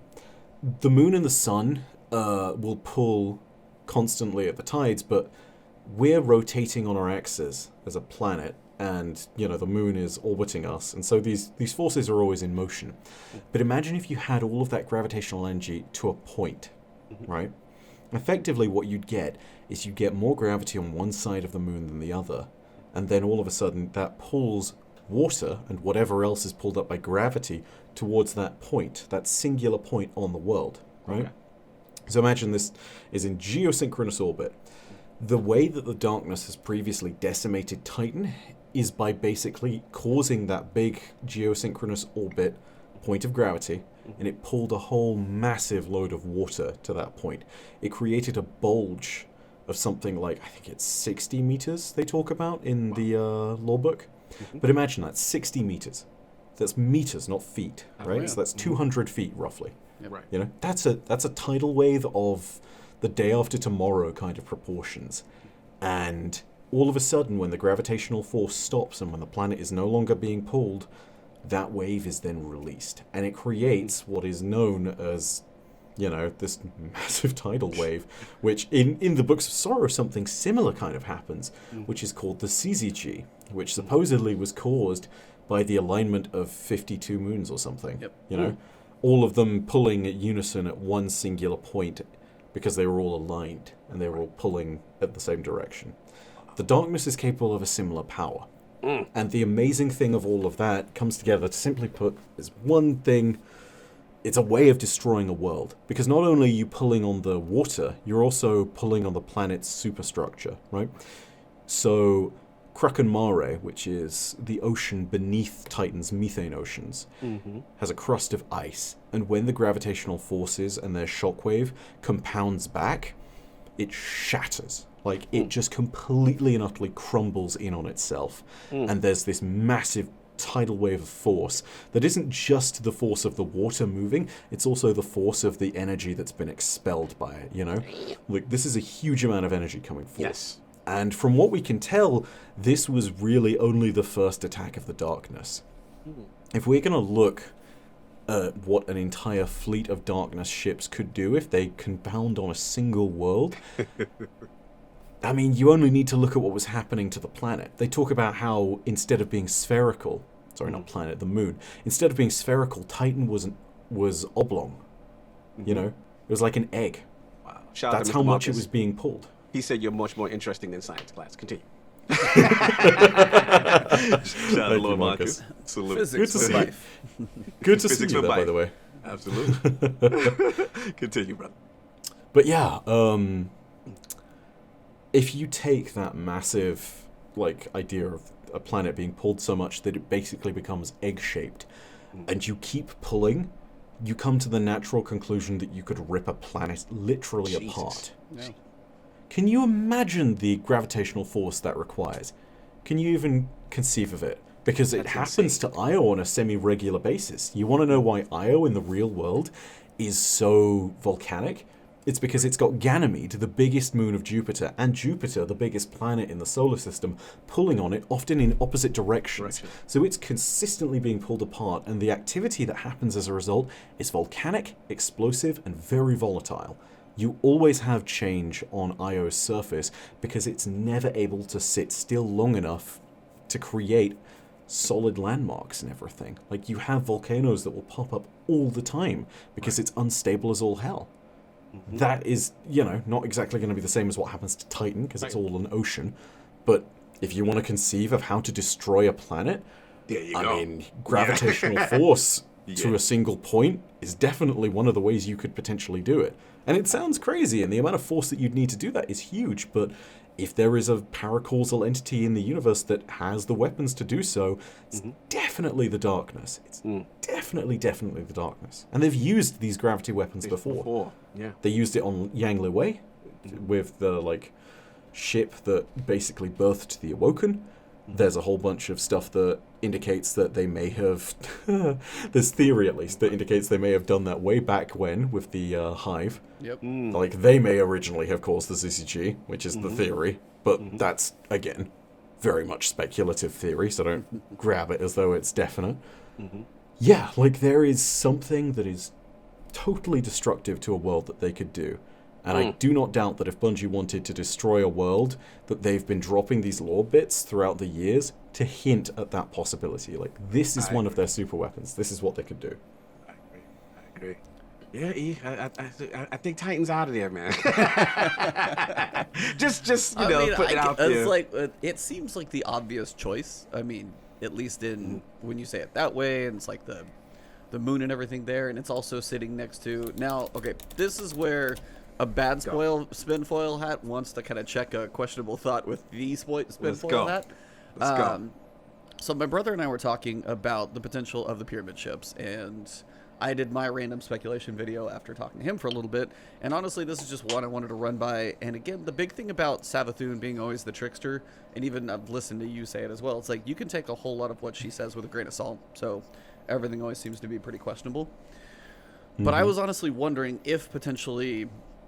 the pyramid ships are coming. If there was any way, and again, it's always the question of, is the darkness actually an entity? And then that's always a big question as well. But if the bigger question I was wondering, and this is where we got into the whole, is D3 coming? What's the scale? How do you introduce, a darkness race and stuff like that? Was if the pyramid ships were actually, what is being shown on the radar is more, and this is just bad questioning, so you can laugh at me here in a second. But if the pyramid ships are actually coming as a way to, because the proximity and time frame when they're going to arrive also lines up if the pyramid ships are in some way actually Savathun coming to maybe land on the dreadnought, and they actually add the dreadnought in coming, say, in a fall expansion. They're not Savathun. As simply as I can put it. Yeah, break it down, Let's get that exclusive. So yeah, it's something that a lot of people definitely speculated about at the beginning when we first saw them, but the appearance of the pyramid ship on Luna and Shadowkeep generally completely and utterly shattered any even tangible idea that was the case. It seemed pretty clear beforehand, and it was kind of unlikely, to be completely honest, but when it came down to it, even though Savathun is a trickster, and even though there are definitely places in which unexpected things can happen in Destiny, the relationship between the Hive and the Pyramid on Luna basically nullifies any idea that Savathun might be in the Pyramids. They are very much listed as being separate from them, and Altars of Sorrow, for example, is a great way in which you can actually see the Hive physically trying to draw power from something that is not their own in the form of the nightmares, in the form of the darkness, So, yeah, trying to reach out as the Hive and study it has been one of their long ambitions. And they've only just really been able to do that because it was only ever activated by Eris. You can actually find a patrol where Toland says as much to you. So, yeah, not anything to do with Savathun, but keep an eye on her because she's definitely worked with her machinations to get certain hive closer to the pyramid and to sort of try and understand what's going on. She, in her own way, is trying to become a constant of the universe, right? She's trying to become trickery in a certain sense, and she's also trying to preserve secrets, and in that sense, become secretive herself. I don't know how best to explain it. You'd need to go and read the lore books that you get out of the Pit of Heresy. It's, you can find it, oh god, what's the name of the lore book? I'll find this in a second. But yeah, it's the one where it's going after Malkanth, and all her other shenanigans. I'll find this in a second. I know I will. All good. Yeah. Man. Yeah. She is definitely a pending threat. Indeed, a pending threat still, and I wouldn't doubt that we'll see more of her as time goes on. The thing I would say about Savathun is I don't ever know if it will ever come to pass that we'll actually face her as a boss in game. Really? You know? Why you say that? Because she's too smart to ever let herself be exposed, right? Do you truly think that the god of trickery? I mean, it's like Loki, right? Right. It's like Loki That's what and actually Thor. brought it up when my brother and I were talking, because I said trickster, and he was thinking trickster like if, on that scale. So yeah, anyway, continue. Yeah, no. Inquisition of the Damned, by the way, that's the book. That's the Inquisition book of you the get. Damned. Okay. Got it. But yeah, no. Even with all the stuff that she's trying to do, where she's effectively trying to become immortal in a certain sense, there is no way in which she's going to compromise herself so easily. She'll definitely want to go out there and acquire resources that will help her in her quest. Right. She'll want knowledge. I don't know, she wants Byf. information. Eris said she'll let her presence be known. We'll know when the move is. We got to be smart enough to catch it. That's what Eris said in that strike.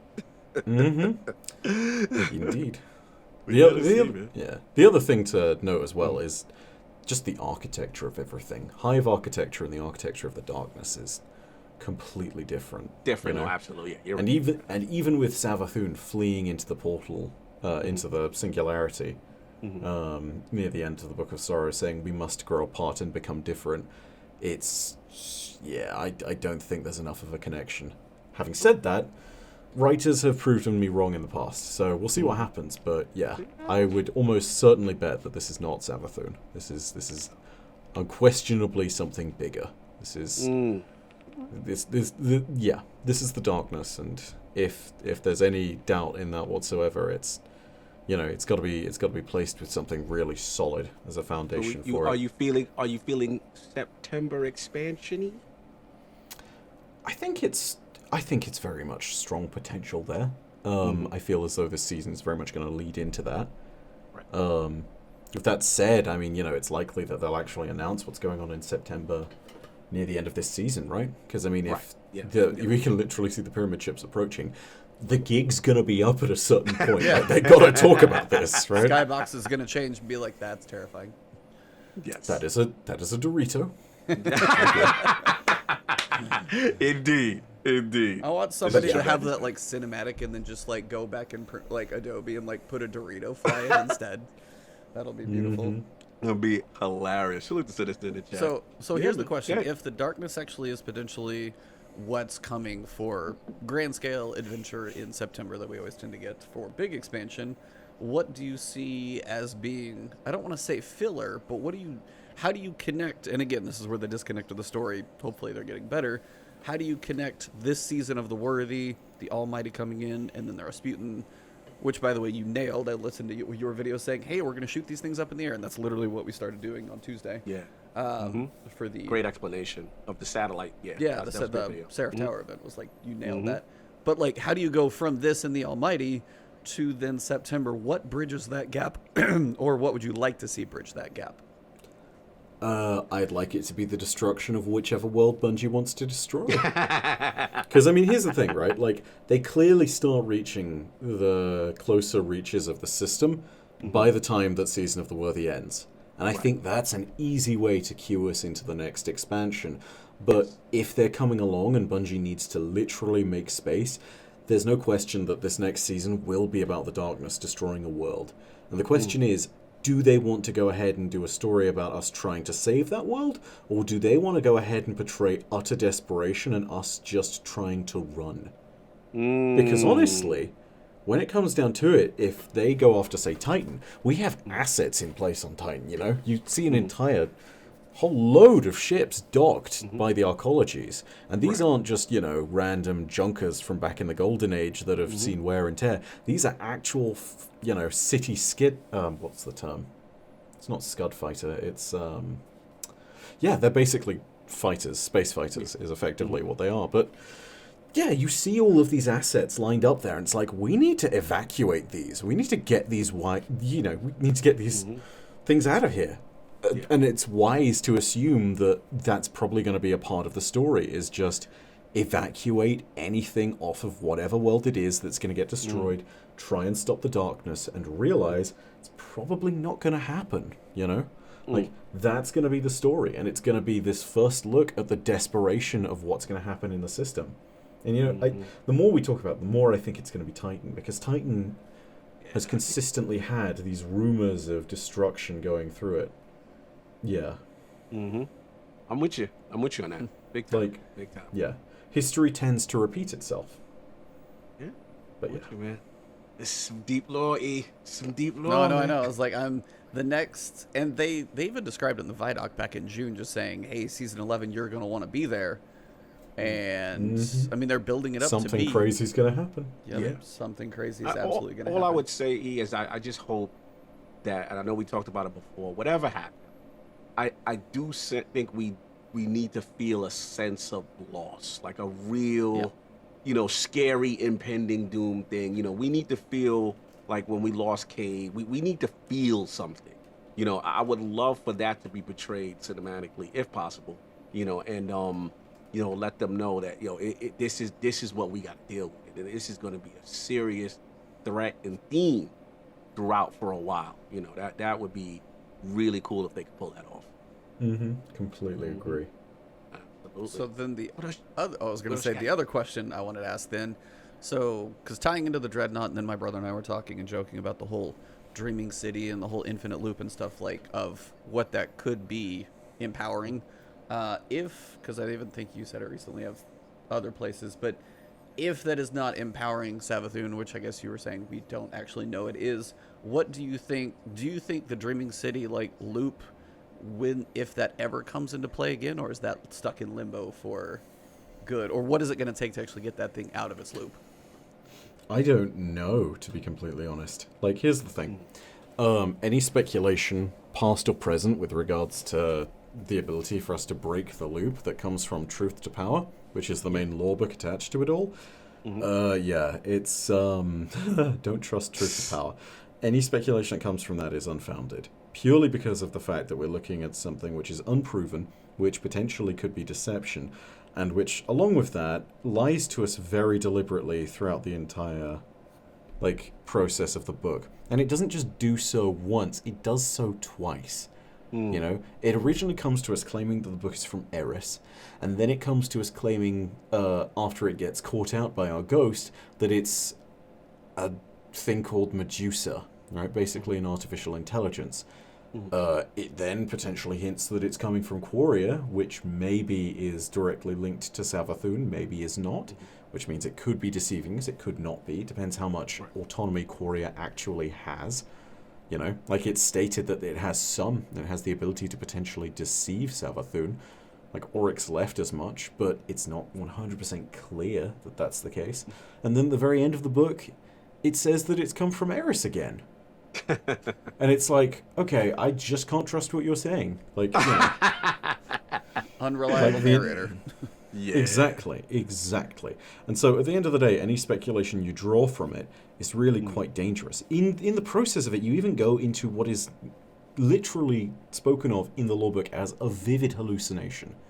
You know? And it just goes to show, like, clearly someone is showing you these things, but they're probably showing them to you very deliberately. You know, they're trying to plant ideas in your head. They're trying to do this. And any information we gain from that book, therefore, is very suspect. So don't trust truth to power is the number one thing I'd say. And as a result, on the note of the Dreaming Cities loop, anything that it says that might break the loop, not guaranteed to be true. Best example of this, by the way, it talks about how you can get the true ending to the Dreaming City by completing Shattered Throne at 999. Remember that? We did that, and boy, oh boy, oh boy, did we get a message from Savathun from Bungie. Yeah, no. Whole point being, don't trust truth to power. Don't trust anything that comes from anyone even close to the Witch Queen. It's a load of, it's a pocketbook of lies, dude. It's not worth it. Yes, exactly. Oh my god, this is fun. Actually, a random question just had me think of something. In reference to, obviously, we know I'm an Osiris fan, but I gotta ask you something in reference to the Speaker.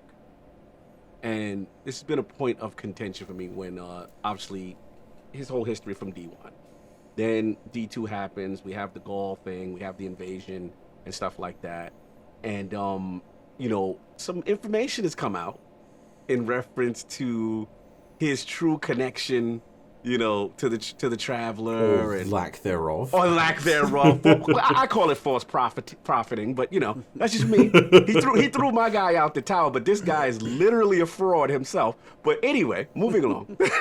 My question is like, okay, you know, obviously we lost him during the whole, you know, the Red War and all that stuff.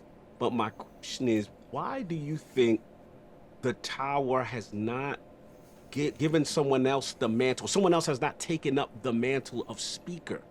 And even your ghost, when you scan his quarters, right, he says, you know, I wonder who the next Speaker is going to be, or, you know, to that nature. Like, why do you think that is?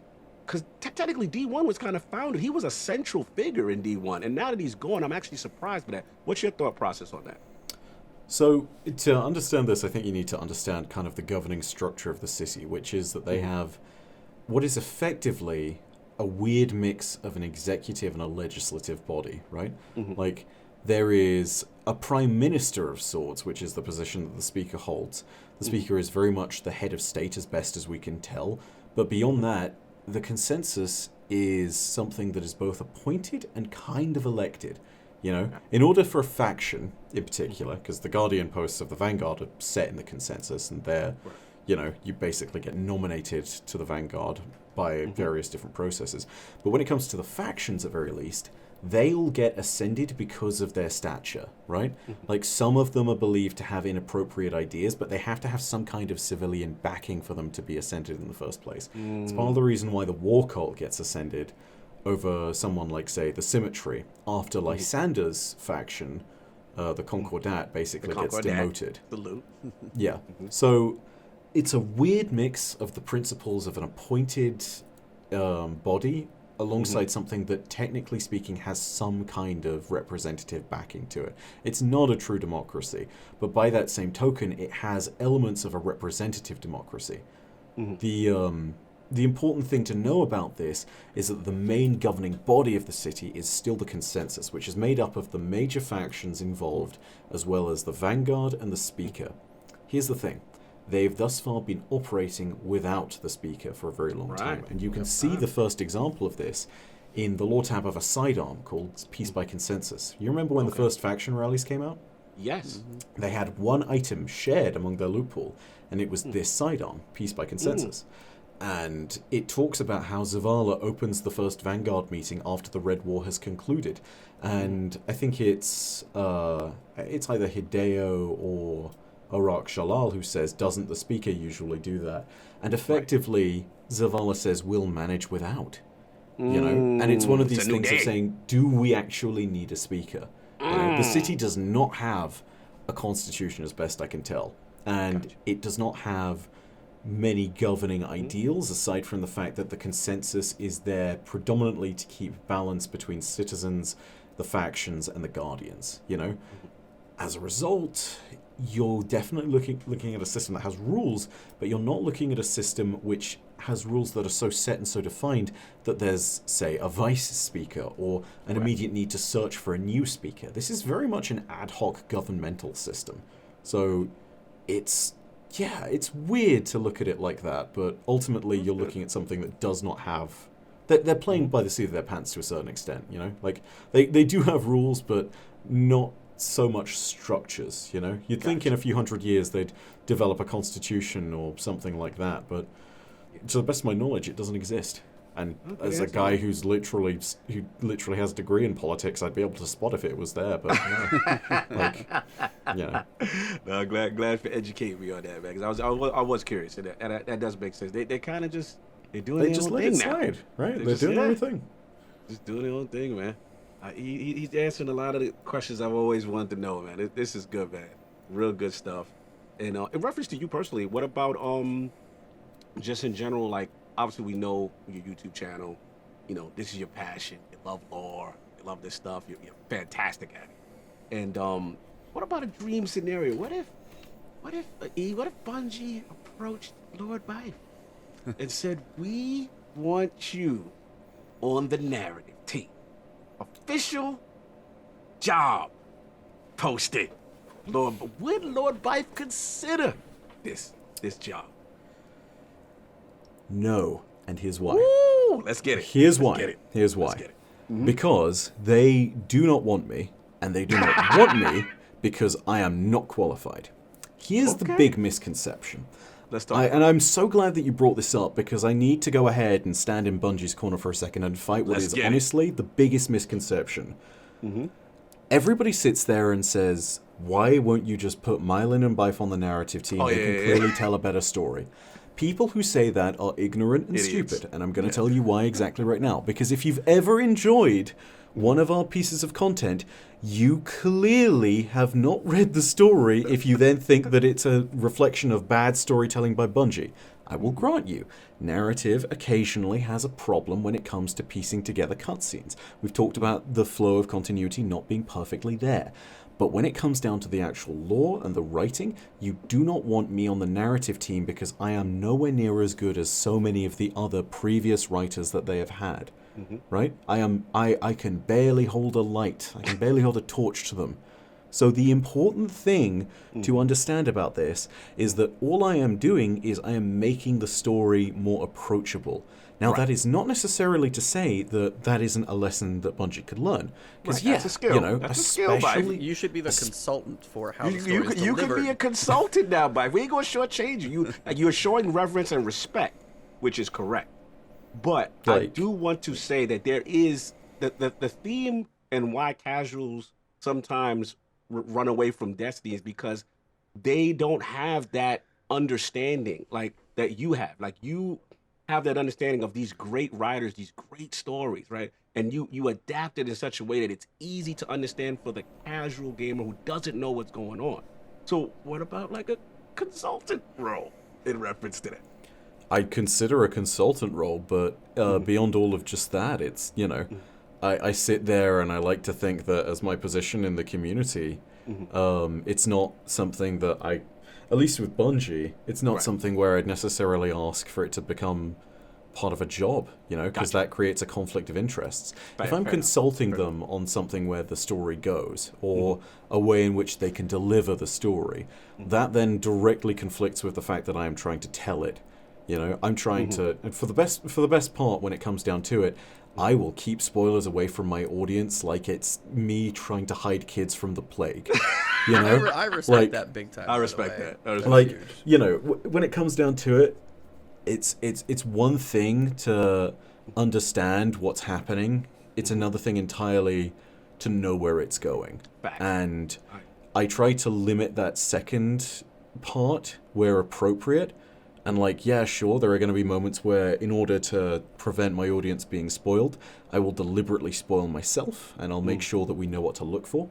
Like, it's actually something that my mods do really well in the Discord server that we run. We have basically embargoes on any spoilerish kind of details, and I will arm them with the knowledge that they need to cut that stuff out as quickly as they can, so that we don't spoil the average passerby.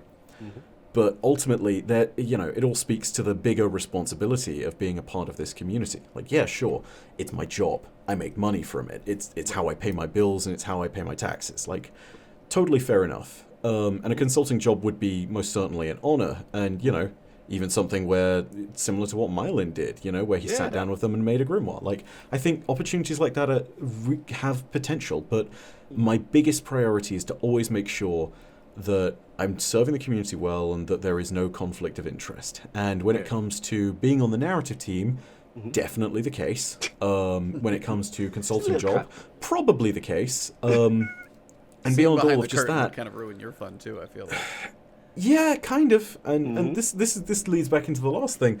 I really like my job. Like, my job has stressful moments, granted, and I work really, really hard, but I don't know if I'd trade this job for anything, Like, I have an amazing career path that I've, trotted along thus far, and I have no idea where it goes from now, but, it's been the craziest opportunity of my entire life, and... I owe a lot of it to the fact that Bungie has a fantastic narrative team, Like, there are, there's clearly a lot of people coming along. Nearly 800,000 people kind of by the subscription, by proxy, are saying, yeah, we think that the story is like worth what you're investing doing. our time They kind of... Would you like to know more as the... Salute. Oh, God, what's it called? Oh, God, yeah, whatever. Point being, like, everybody is invested, and...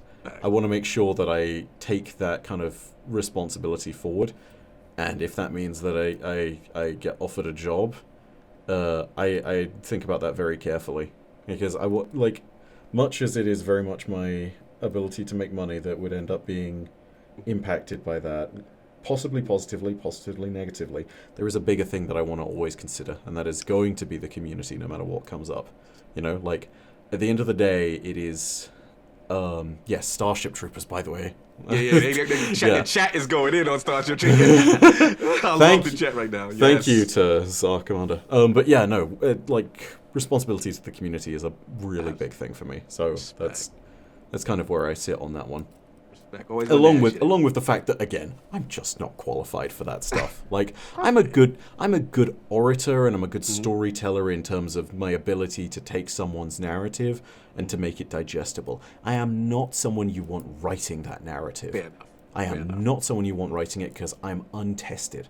I have not made my own stories thus far. I have never made a story. Much as some people say that I literally write the lore and people recruit me alongside Bungie being like, what are you doing? Like, that still astounds me that people get that misconception. But point being, no. There's a bigger responsibility there, and I'm not the kind of guy that you want writing the story anyway. You want someone qualified, They've had great writers in the past. Seth Dickinson, Jill Shaw, Mallory, God, I forget her name, but yeah, Z is the shorthand for her. Like, there's so many fantastic writers on the team who have come and gone and who have done great things for the world of Destiny, and yeah, I do not stand among their ranks, and rightly so, because I'm nowhere near as talented as they are. So yeah, the chat's the answer to that question. Like, the chat's calling you the chronicler. Yeah, the chronicler. Yeah, that makes sense. my brother asks, is like, if approached by Audible, would you narrate books? Yes. That I would There do, we no go. questions asked. Nice. As long as the pay is good. That's right. Make sure the check is right. Right? I was like, because I think you would be a very popular narrator. Be like, what does he narrate? yeah. 10 books. Sold. Soul. Who doesn't want to hear Byf's amazing voice over, Destiny themes and great story? Oh, that'd be amazing. I think that would be cool too. Absolutely. That's what I got, man. You want to touch anything else? Or you want to jump right into the There's a couple of questions. There's one I did want to ask, though. Yes, please, go. So, shout out to WD Prescott as well. Prescott. He said, with the darkness ships coming close to the grave of the First Fleet, he said, do you have any speculation what asset Marasov asked the Nine to move there? I honestly have no idea, but I'm glad that people remember that. I really am. Because there's potential for it to play a really big part in the future story. And there's a few assets that the Nine have out in that vicinity generally. If anybody has read, I believe it's The Gateway. I need to double check on it. But again, in Stolen Intelligence, there is talk of how the Nine basically commandeered a portal and used it to create life. And because the 9 are basically dark matter incarnate, right? And they attempted to commune with us by sending through first just a few protein molecules, then a single-celled organism that died immediately, then, something which effectively was a larger multicellular organism that again died immediately, then something which had lungs but nowhere to create oxygen, which was metabolized into a bloodstream, and they were slowly trying to get better and better and better at creating life. And, there's all sorts of other crazy stuff out there in the reef. Like, the Grave of the First Fleet and all these other different places, they're potentially filled with opportunities for weird story moments like that. Like, there's cool things out there. You just need to go ahead and search for them. And then he also asks, he's like, the last lore entry on Bungie.net is the ominous parting of Osiris and Saint. He said that Toland has been left unchecked for too long. What do you think is causing concern for Osiris to mention that? Well, so I'm with Osiris on this one. I'm perpetually concerned about Toland. I've been concerned about Toland since the end of Taken King. Yes. Right? Like, I've sat there and always known that the man has an affinity for darkness, and with the darkness approaching, the possibility of Toland trying to commune with it directly is very high. And Toland was a guardian at one point, even though he was exiled for madness. So, that's effectively enemy intelligence. Beyond all of that, though, there is the potential big hive problem that's going on, which I don't think is one that will rear its head. But Toland has continuously told us, congratulations, you've killed the king, but you need to go into his throne world to kill him. That will leave a vacancy within the Hive Majesty. It will mean that their monarchy is unfulfilled. Do let me know if a vacancy opens up. So he's, he's maybe that's a joke, maybe it's not, but he's constantly been kind of posturing for this place. Yes. And he even has, even though it's small and kind of pathetic, a small outcropping in the Ascendant Realm. He's carved out his own sword space there. So it's very clear that he's getting better at being a practitioner of the darkness. And with all of that, there is a bigger problem that comes with it, because he effectively will stop caring about our struggle when he has the avenue to become powerful enough to fill all those spaces himself. I agree. So if he ever becomes more powerful, I think he could be the Joker to our Batman. Which I think is a fantastic narrative arc that Bungie could pull. Oh, that was fire. But yeah, what I'd love to see as well, and this maybe is a way in which they could potentially approach a Savathun story in which she is mortal. Have Toland throw down against Savathun with some kind of trickery himself. Like, if there's somebody who could be a wild card in that, I think that it could be Toland. Yeah. Speaking of wild cards, I gotta ask, you just got me thinking. Good old Daddy Callus. Daddy Callus, man. I mean, he's just popping up here and there, and we had the raid, we had the gotcha moment at the end of the raid at the Lavender Leviathan. You know what I'm saying? But and since then he's been on the fringes still, communicating with us, wanting us to grow fat from strength, and then we had the Chronicon and all this stuff. So he's an interesting figure, and I am very curious to see how Bungie handles him moving forward. What's your thoughts on Callus for the future of Destiny and his role on things? That's a very interesting question. I think that it's going to tie into his daughter and the story of the Cabal overall. If anybody has grinded out enough medals, they may already have the heir apparent heavy machine gun. And if you've read the lore tab on that, you've basically seen that his daughter, Keitel, who rebelled against him and exiled him during the Midnight Coup along with Why Gaul. is everybody exiling? What is going on in the Cabal structure? Dude, they literally had a grand coup. It's part of the reason why it's such a big event, Midnight Coup's not just a hand cannon, it's a thing that happened. So Gaul and maybe 8 other conspirators, I think it is, basically got together. And these are conspirators through all sorts of different levels of government, and some of them not. Callus's random tea merchant that was found at the end of one of the streets that he loved to stroll through the Capital Torobatl. That's, that was one of the conspirators. His own daughter was a conspirator. The Evercut General, Primus of all legions, Umunarath, was one of the conspirators. Gaul and the Consul were two of the conspirators. I think I can't remember who it is. Prescott is on fire in the chat. I don't think is it Otsot? I feel like it's Otsot. It's the Imperial Dreamer. She was a scion who basically let them all communicate. These are all conspirators, and they all exiled Callus. And as a result, the Cabal have been sort of left in this weird split. You have Callus, who went on his diaspora with his followers and his attendants, and then came back and has started gaining followers from the Cabal that have slowly parted ways with the Red Legion. And then you have the rest of the Empire, which seemingly is still ruled by the Red Legion, has influence from Keitel at this point, because she's one of the only standing likely heirs to the entire thing. She's Callus's heir, even if she didn't go onto the Midnight Coup. And she stood with Gaul, which means that she is the likely ruler now that Gaul is dead. So I think that's where the story is going. I think that those two characters will come to a head, and then we will have to deal with the Cabal as a whole.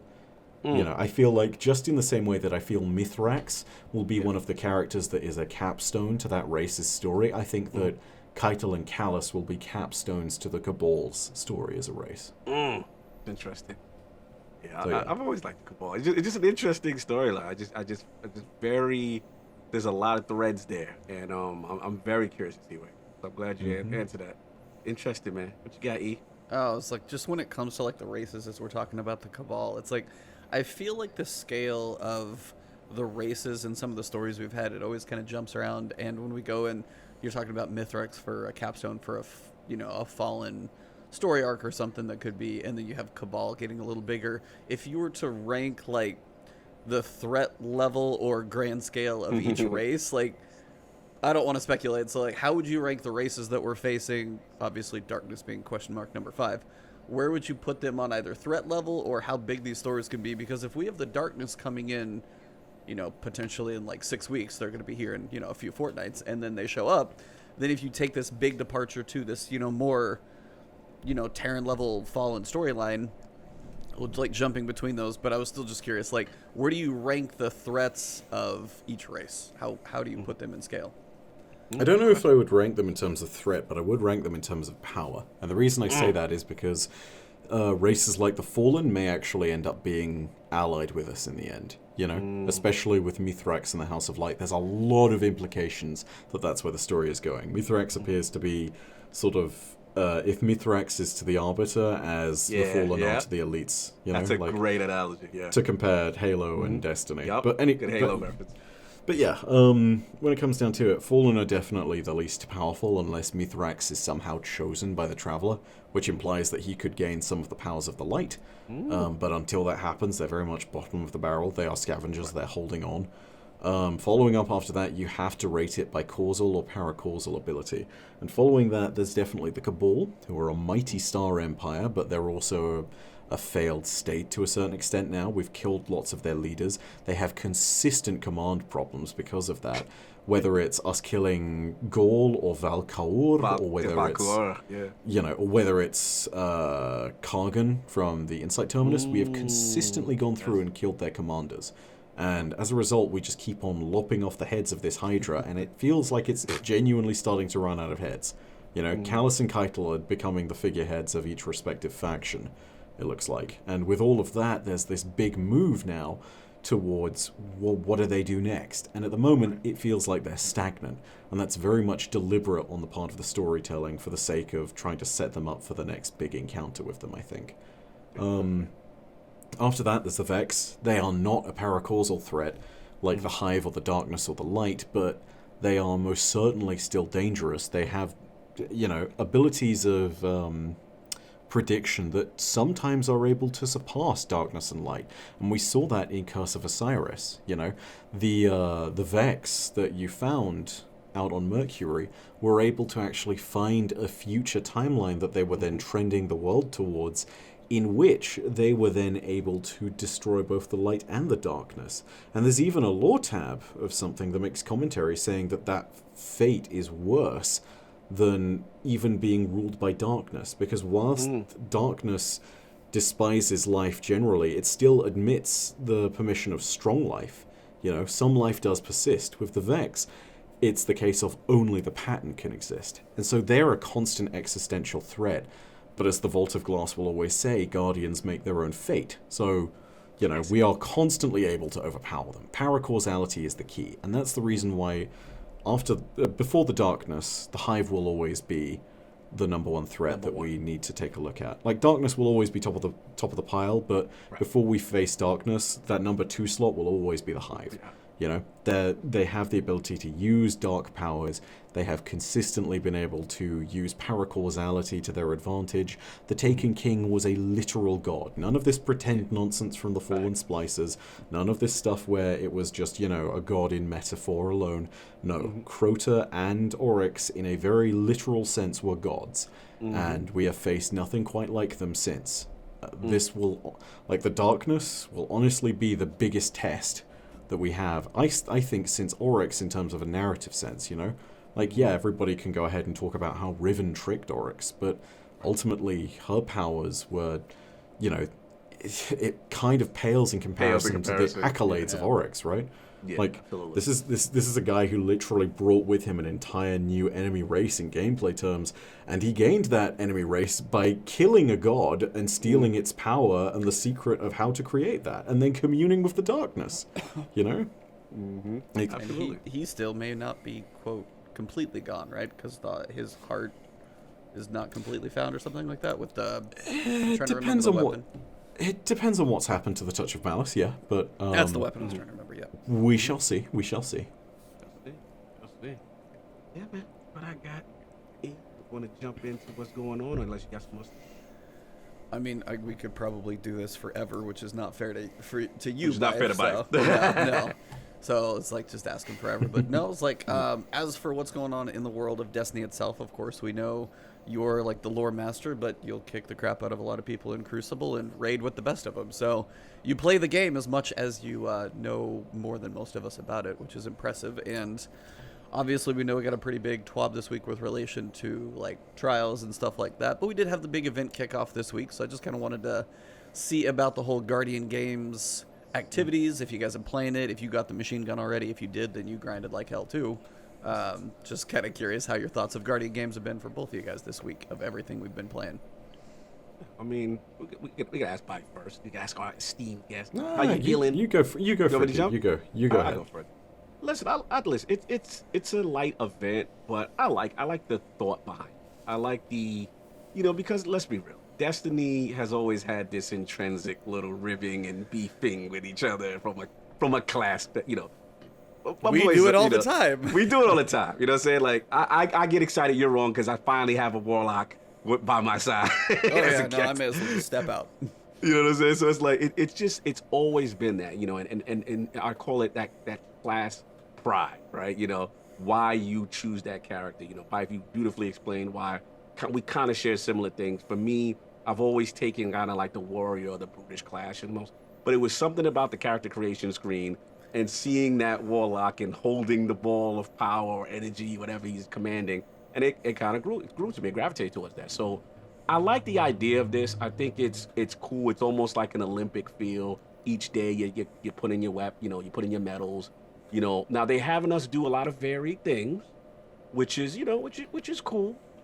But you know, at the end of the day, some I think are a little too specific. Because I think shout out to the Attunement of Hunger thing that's not working. God, that doesn't work. That doesn't freaking work, bro. Yeah. I was like, you know, it's just one of those things that like you know, I like sometimes to just stay in a subclass here and there. But now I'm like switching all the time. I gotta be a Dawnblade, I gotta be this just to get certain things done. I think the spirit of it is cool. You know, it's a fun little thing. So first of all, I gotta give them props on this. Shout out to the class item. Because finally, that Warlock, Byf, that Warlock. You guys have... Finally, we have a bond that pops, dude. Yes. Oh. Finally. It only I took haven't- like 6 years.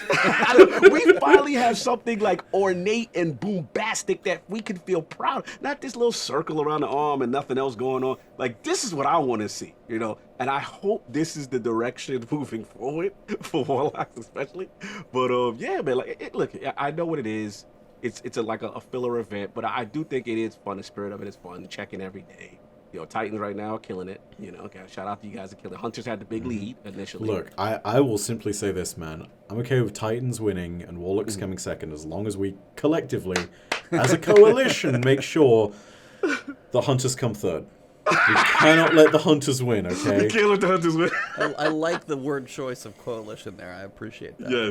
Yes. We are working Shout out. together on this one, for Yeah, sure. man, but overall, like I said, I want to get that. I want to get that gun. I saw some videos on. I think shout out to Jackies. Shout out to Cross. I was watching their videos on it. It looks really good once it's charged up, and you get that little arc shield, you know, kind of going on behind it. So you know, I'm looking forward to getting that. To me, this is, you know, filler content between season stuff. I'm not gonna get too crazy, but so far, you know, liking it. So far, where you at with it, Byf? I think that the spirit of the competition is good. I think that when it comes down to it, like, I've seen a lot of people very fondly embracing their class. And yeah, sure, we talk about, like, coalition against the Hunters, but it's all in good faith. Like, you talk about, like, the friendly ribbing between classes, yeah. Like, we're all basically jostling for position. That's fine. Like, it happens. That's all good. I think the problem with it ultimately comes down to the fact that it is just basically do 7 bounties every day, and that's kind of it. Like, yeah, sure, there's a few cool triumphs in there. The exotic is unquestionably going to be really nice to get. The class items, I've heard good things about them. The ghosts, oh my god, I love my new bird ghost, dude. You guys win the ghost battle. I'm gonna get the lion is decent, but the flying gold bird is immaculately done. It's so good. Yes. So just chef's kiss. And Like, and the perks on them, you got both guiding light and speed demon. The only thing it needed is combo detector, but at least you've got ghosts that people are going to use too, which is good. I was worried about that. Absolutely. And you know, like, I feel as though if they really want to do this, they need to go ahead and give an event like this a bit more flesh, so to speak.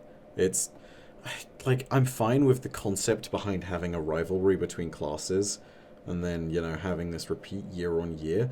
I think that if you're going to go ahead and do this again, it's got to have more to it. I do also understand, and this is something I think can be said about the entire season, this season is lighter. Oh, I yeah, it's think light. that from a perspective of development, considering what's going on, I think that that's okay. And I don't want to go ahead and give Bungie a free pass on stuff, because again, like, we should hold people to high standards. If something doesn't fit and if something doesn't work, that's okay. But if this means that the team has more time to develop the next big expansion that's coming along, and if, generally speaking, it provides people with a season where they can put the game down and take a break from it for a bit, I think that's actually really good and really healthy. Like, don't get me wrong, I still play Destiny a lot and I grind, but most of the time I have one season that I sort of take everything on the back burner. And for me, that was Season of Dawn. That was last season, you know? I barely got to... You know, I barely got to season rank 200 on my pass, and I grinded out those levels just so I could get the triumph. You know, Barely 200. Just barely got to 200. I love that light grinding. Like, here's the thing, though. Here's the thing. Like, I lost sector goblined my way through that. You know, I went full gremlin for about a couple of hours at the end of the season, and then I just got my 100 levels so I could get my 20 power on the artifact, and then I was done. Like, you know, I didn't play a lot. I took a nice break during the winter time. I didn't make as many videos on things, and it wasn't exactly like a full holiday, but it was one of those moments where I was able to not burn out on the game. And that was really important, you know? Absolutely. So I sat there and I was like, yeah, I'm going to take this moment to cool down, and just let things go, and then I'll be refreshed and ready for the next season. And, you know, for some people, that's actually a really healthy choice, is stepping away. Like, I think this is also a mentality that people need to get into. It's nice to know that we can come back to Destiny every week and there's probably something new. That's really good. But I think people also need to grapple with the idea that it's okay to step away occasionally. Like, yeah, sure, if content in the game sucks, that's bad. Right. Like, the state of trials right now is pretty we'll get to unacceptable. that. Yeah. And the fact that we're, the state of trials is pretty unacceptable. And the fact that content delivery has basically kind of fallen on its face is really sad to see. But by that same token, if we're looking at content generally, we don't want this thing to completely consume our lives all the time. Like, we do want moments where we can put this down. And, I get the need for content. I get that it's irritating sometimes when you see people screaming that the game is dead. Right. But at the end of the day, So not dead. there's a moral need for endpoints in games. Right? Like, there is a moral need for people to be able to put a game down and say, I've had my fill for the moment, and walk away and do something else. And whether that's another game, or whether it's just spending time with your family, whether it's reading a good book, whether it's making yourself some good food, whether it's going to sleep, you need to have endpoints. And having something that is all-consuming is good sometimes, but not all the time. As with anything, it is about moderation. Yeah, absolutely. It's really neat that we can come back and find something new practically every week. That's pretty damn cool. I love that. But it shouldn't feel like a chore. Like, that's the important thing. Yeah, How, and that's how you like it, E? How you like Chris- the games, man? Yeah. Sorry, I'm reading Sleepers for Crystal the week. Hydralisk. Oh, because, yeah. on Sleepers for the fire. week, brackets. I'm very weak. I'm very with you, weak. Crystal Hydralisk. Salute, man. No, we've talked How you about feel that about it? before, too, just with the, Yeah. needing to take a break and the way the seasons are built and stuff. It's like if yours was with Dawn, mine's been somewhat this season as well, but I feel like some of these seasons have, people feel like, oh, I just got to play it all the time. As a lot of them are saying in the chat, it's like, Prescott, it's like, you are not obligated to play this game, even though sometimes we feel like it, and it's kind of nice that I think people are starting to get these revelations in some of these seasons that, like, this is a little lighter. Cool, I can breathe. I can go see the outdoors for a minute, which is something we all definitely have to do. So, or hit the backlog. sunlight. Exactly, dude. Like, here's the thing. I literally do this stuff as part of my job. No one else, unless they're like a content creator of some stripe, should feel obligated to throw as many hours into this as I do, Like, I play Trials every week so I can get my one win so that I can make sure that I'm still getting the lore book. Sometimes I'll go flawless. Sometimes I'll get some wins. Like, that's always cool. I love that. But, I'm still obligated to go ahead and play for some base reasons. And, that's about it, man. Yeah, fair enough, man. I'm with you, Byf. I'm with you on that. What else we got? The Twabby, man. Guardian games. They did say one thing about Guardian games, just if you guys are trying to go for your class, that the final week is going to be double points. So if the, Crayon Eaters do hold it up for a little while, don't slack off in the final week. Just saying. But Trials, that was the big piece, and they said Trials and Tribulations was the main topic of... They've got different things they're going to talk about as they go through versus the seasonal model and stuff like that. So they've got some pretty important TWABs coming up, so definitely stay tuned in coming weeks. This one, they talk about the problems that are facing Trials, and they've been listening to community feedback, and a lot of people are like, hey, this, that, the other, so many lists of things, like, you guys aren't doing anything. They are listening. I guarantee the community game managers are gathering stuff every day, taking to the teams, trying to process this stuff. Just nothing happens overnight. Development cycles take time, and of course we know between being locked at home and working on 6 other things, they're slightly busy. But they said the main 3 problems in Trials of Osiris itself are as follows, and they've actually proposed a couple solutions, so I want to kind of take it one at a time with each of you guys. So the first one is the token reward incentivizes players to farm 3 wins and reset their card. Solution in Season 11, coming next, but it is 6 weeks away. We're planning on creating token payout milestones at 3, 5, and 7 wins that give successfully larger chunks of tokens. Bonus tokens passage should increase these payouts, and on Flawless Run, it will generate a significant token payout. So, first thoughts on that between both of y'all. I want some numbers on that. Because I want to know that it's going to be enough. Like, if people are going flawless with that stuff, that's great. I'd love it if teams would actually go to their 7 wins. But we need to know that the maths is there, because otherwise it's... They need to take into account that people will get 2 tokens per bounty, right? Per repeatable. And those repeatables can be accomplished very fast. So unless you're looking at, say, maybe 20 tokens for this payout for Tier 3, and then successively more and more and more, you still have the same problem. So what I mean, do you you think know- like the flawless chest should have? Like what numbers would you like to see? What's a good number for you? Oh, dude, from the flawless one, I'd say 80 to 100 tokens. There we Not go. even kidding. Like, okay. you get 5 legendaries out of that from Saint 14. That'd be aight. I mean, you know, yeah, consider that'd that be you nice. also have all of the others from the previous ones. Let's say it's 20, 40, 60 from Right. 3, 5, and 7, respectively. You know, you're looking at a significant haul of stuff there, and it will definitely feel like your time has been invested. Similarly, take a look at what happens in Nightfalls, dude. Like, you have legendaries dropping all the freaking All the time time. in Nightfalls, and you'll come out of that, and, you know, you'll only have your one pinnacle or your one powerful, but you know, you've got all of these random legendaries that you've done. You've probably gotten a lot of tokens that you can turn into Zavala, and if you're going to go ahead and give the parity of tokens, yeah, you then probably have a similar number of probably have a similar number of weapons or pieces of armor that you could get. And beyond all of that, with a single activity, with a very limited set of stuff, it means that everybody gets to share a bit in the wealth, you know? Right. So there is less of a stress of trying to go ahead and get that one roll, you know? Like, Right. if you give everyone the ability to jump in and grab that stuff more effectively, I think it helps the problem overall. Admittedly, more people are going to have their God Roll Astral Horizons, Right. but by that same token, when they have their God Roll Astral Horizons, it also takes the farmers out of the queue. So Right. it does solidify the meta around strong weapons again.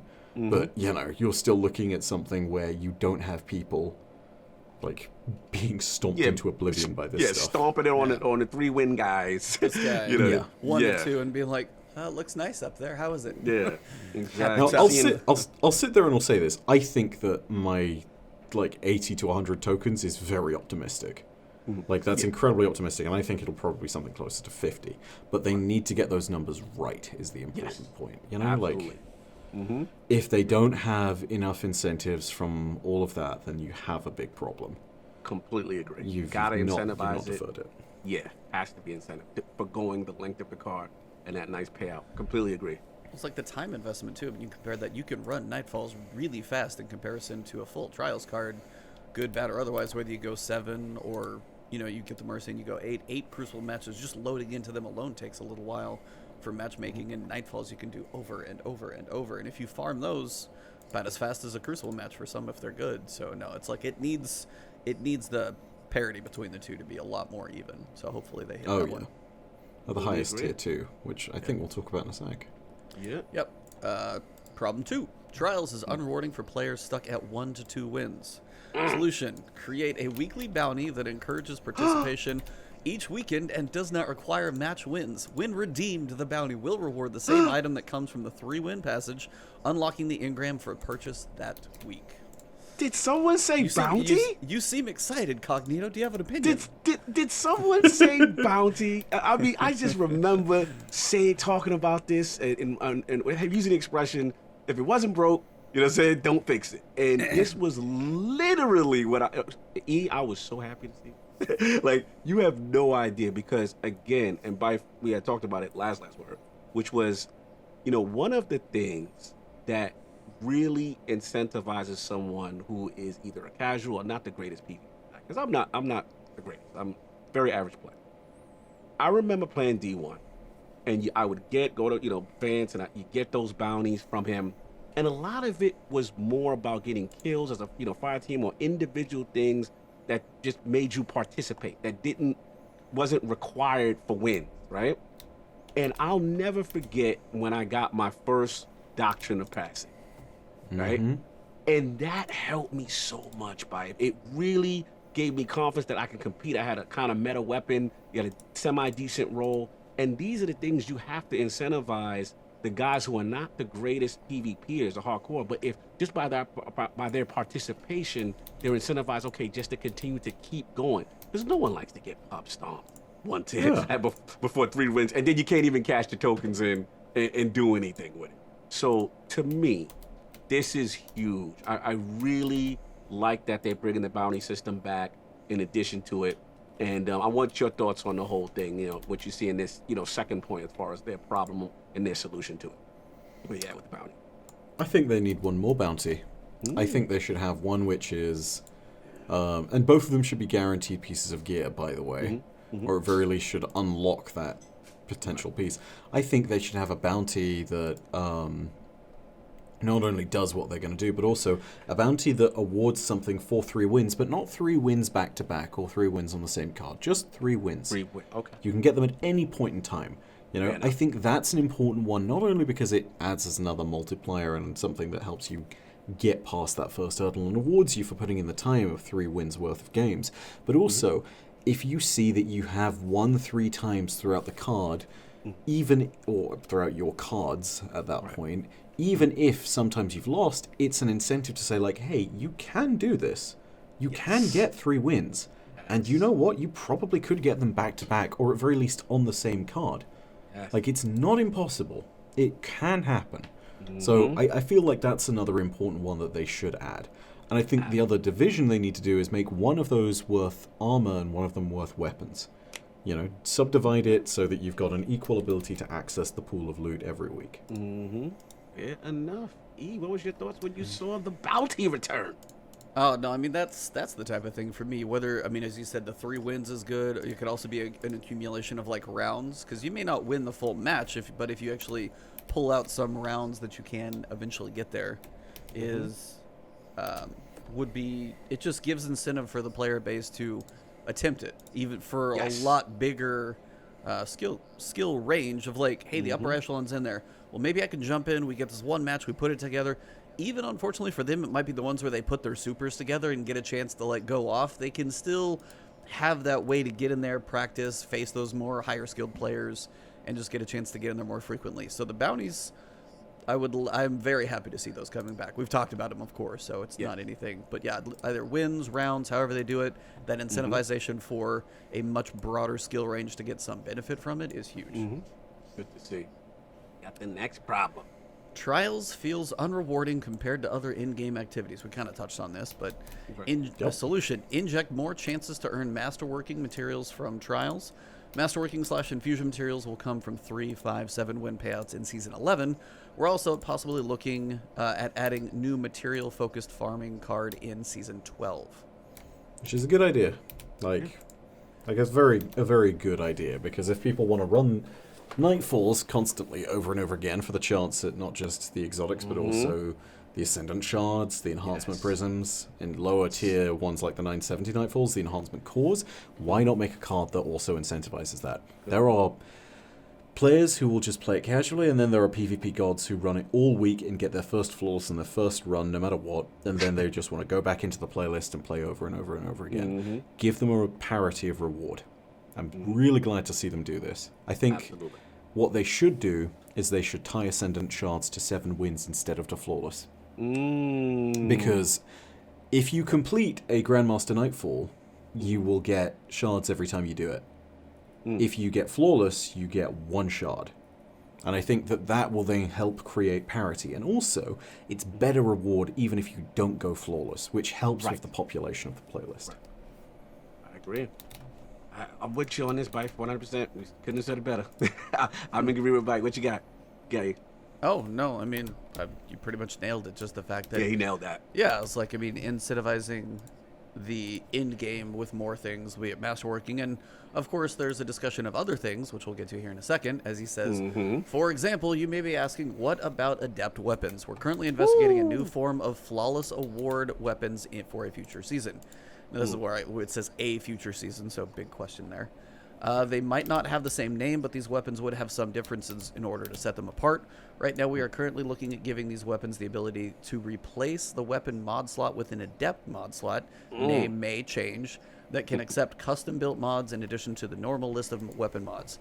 All of this is subject to change as we continue to develop, but would want to give you an early look. We'll show more details in the future. So just the concept of an Adept weapon mod slot, a way to set it up. What do you guys like that versus the intrinsic perk of, say, Adept weapons having celerity just intrinsically on it? Which way would you like to see it to go? What do you think? I'll jump in. I think this is fine. Obviously, the community has been screaming Adept weapons for the longest. We need more flawless, incentive. That was, again, something that existed in D1. It was a level of, proving to the hardcore, you have something special, you've accomplished something, and it incentivizes you to go for the 7, which is then, not let you penalize and gang up on the 3-win guys. Now, for the mod thing, this is interesting. I like it. I just want to see if there will be more mods aside from like celerity, right? Because celerity, we agree, I believe, that it's a great perk that should have probably been intrinsically on the weapon as an adept weapon, right? Because it's something that you will only use in trials. You'll have increased handling, blah, blah, blah, whatever the perk gives you that is specific to the mode. What I want to know is, if you remember in D1, there were certain trials armor pieces that maybe helped you revive a little quicker. There were certain other little things that were very trial specific, and I want to know if they're going to expound upon that with other mods that are trial specific that you may be able to interchange. I'm very curious to see how they handle that. They're being secretive right now for good reason, but I kind of like it. I think it has some potential. I want to know where you are at with this, because I just feel the community, the hardcore community, we need adept weapons and we need something special. And I think they may have some potential with this mod slot thing. Where are you at with this?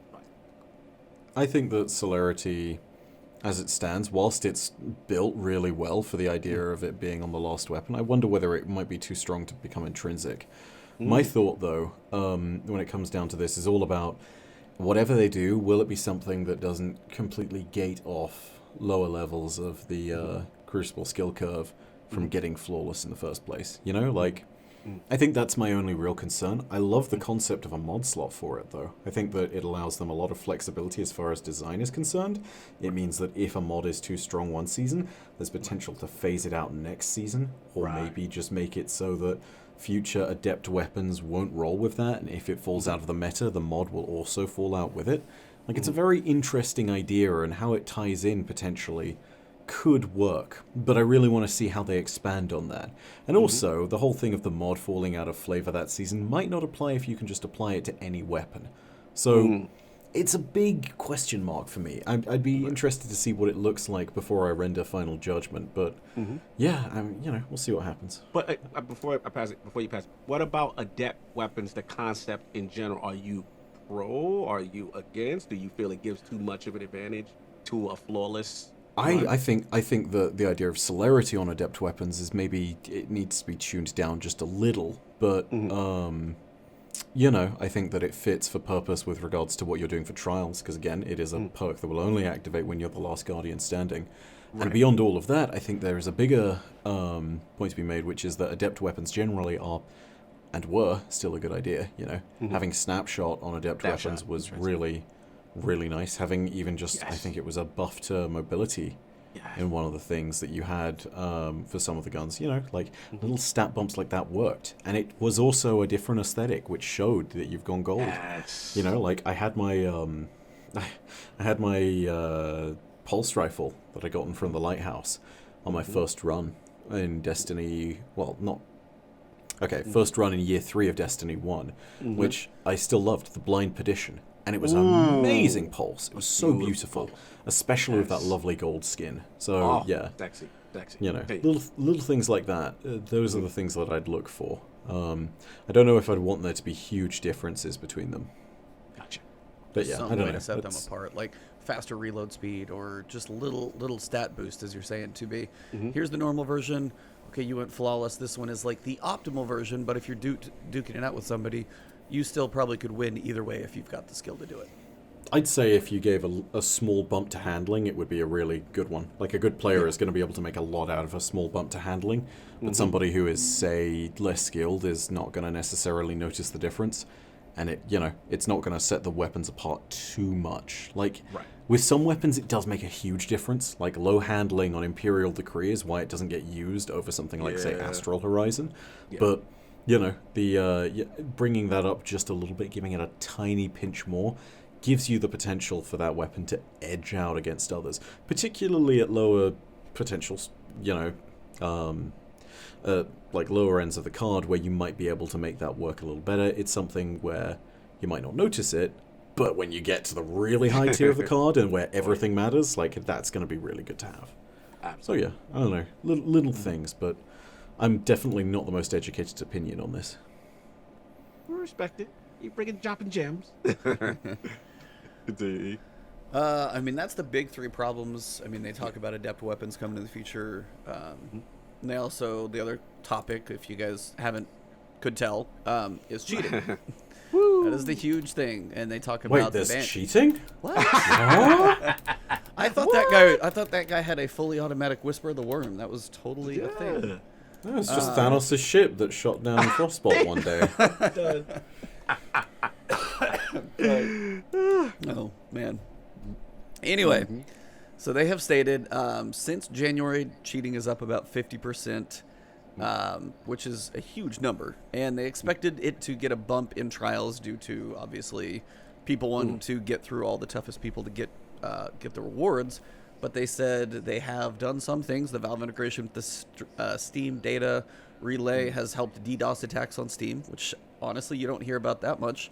But unfortunately, as those fell away, we found other problems, which have been quite abundant. They give a couple stats as well. They said the banhammer has not been idle. Since Season of the Worthy launched, they have more than tripled the number of punishments from 656 in previous weeks to banning over 2,100 people per week, which is a lot. That's still doesn't sound like that big of a number when you see that the whatever mod that people were downloading for the cheating was downloaded like 300,000 times or something.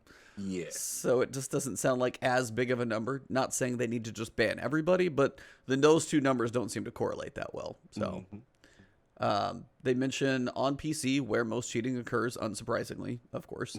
They're saying memory poking attacks where like infinite ammo, ability, energy, infinite respawns, teleporters, which is nice to see them literally list all of this stuff, because they're aware, like aimbots, wall hacking, lag switching, and all of the stuff I just listed, infinite ammo, abilities, respawns, teleports, they're aware of it. At least they list it all here as things that they're working on. Now, aimbots, wall hacks, they have a plan, but they're not saying anything about it. They mentioned the way the game is actually built to optimize certain things, especially for the memory poking stuff, as they're saying, to take for it being a PvE game brings in issues when it comes to PvP things working. That hybrid infrastructure that they were talking about. Yep. I think at the start of D2. Yeah. So that definitely brings into something. So there's a subtle point we've struggled to convey over the years, and I did want to mention this. We do have servers hosting every match, but in our hosting model, those servers don't have complete authority over the game simulation to prevent all of these sorts of attacks naturally. This makes it more difficult, but not impossible, to mitigate these attacks. So I think that's probably one of the first times they've almost clarified that as well, just to say that there's something involved. And again, that's probably why Stadia is like the safest place to play right now, because you can't touch it. It's like it's like the MC Hammer of Crucible. Yes. But you've got lag switching as well, and then they say consoles. You've got DDoSing trials and consoles as well. So the two big things are, obviously, people have made these software things that will work on PC, and DDoSing still being a thing in trials. They're trying, but with the status of trials, with this large acknowledgement being a good thing, just kind of wanted to get your thoughts of if you've even experienced it, have you even seen any yet, and then also with the stuff that they're working towards, just kind of your thoughts on. We'll get to the policies here in a second, but just the acknowledgement of all of this. As in, have I seen cheating, or have I seen the response to cheating? No, have you actually experienced it firsthand yet? Oh, cheating? every week past first week of trials, I've experienced cheating of some kind. Last week I was doing trials with Fun Police on Fun Police. Yeah, Fun Police. Yeah, Fimi is a great guy, but we ran into cheaters on our 7th game. We beat them, thankfully. But still, you know, like, that was one of the lighter weeks for cheating. And some people say that card of ours was incredibly lucky because they've run into them all week long. Wow. Like, I think the real high for it was unquestionably Widow's Court. Just wall hacking and aimbotting on Widow's Court when you have snipers is such a crazy huge advantage. It's ridiculous. And that's before you even mention all of the memory poking stuff that they talk about, where you can just, you know, fly around using 1,000 voices and have infinite respawns.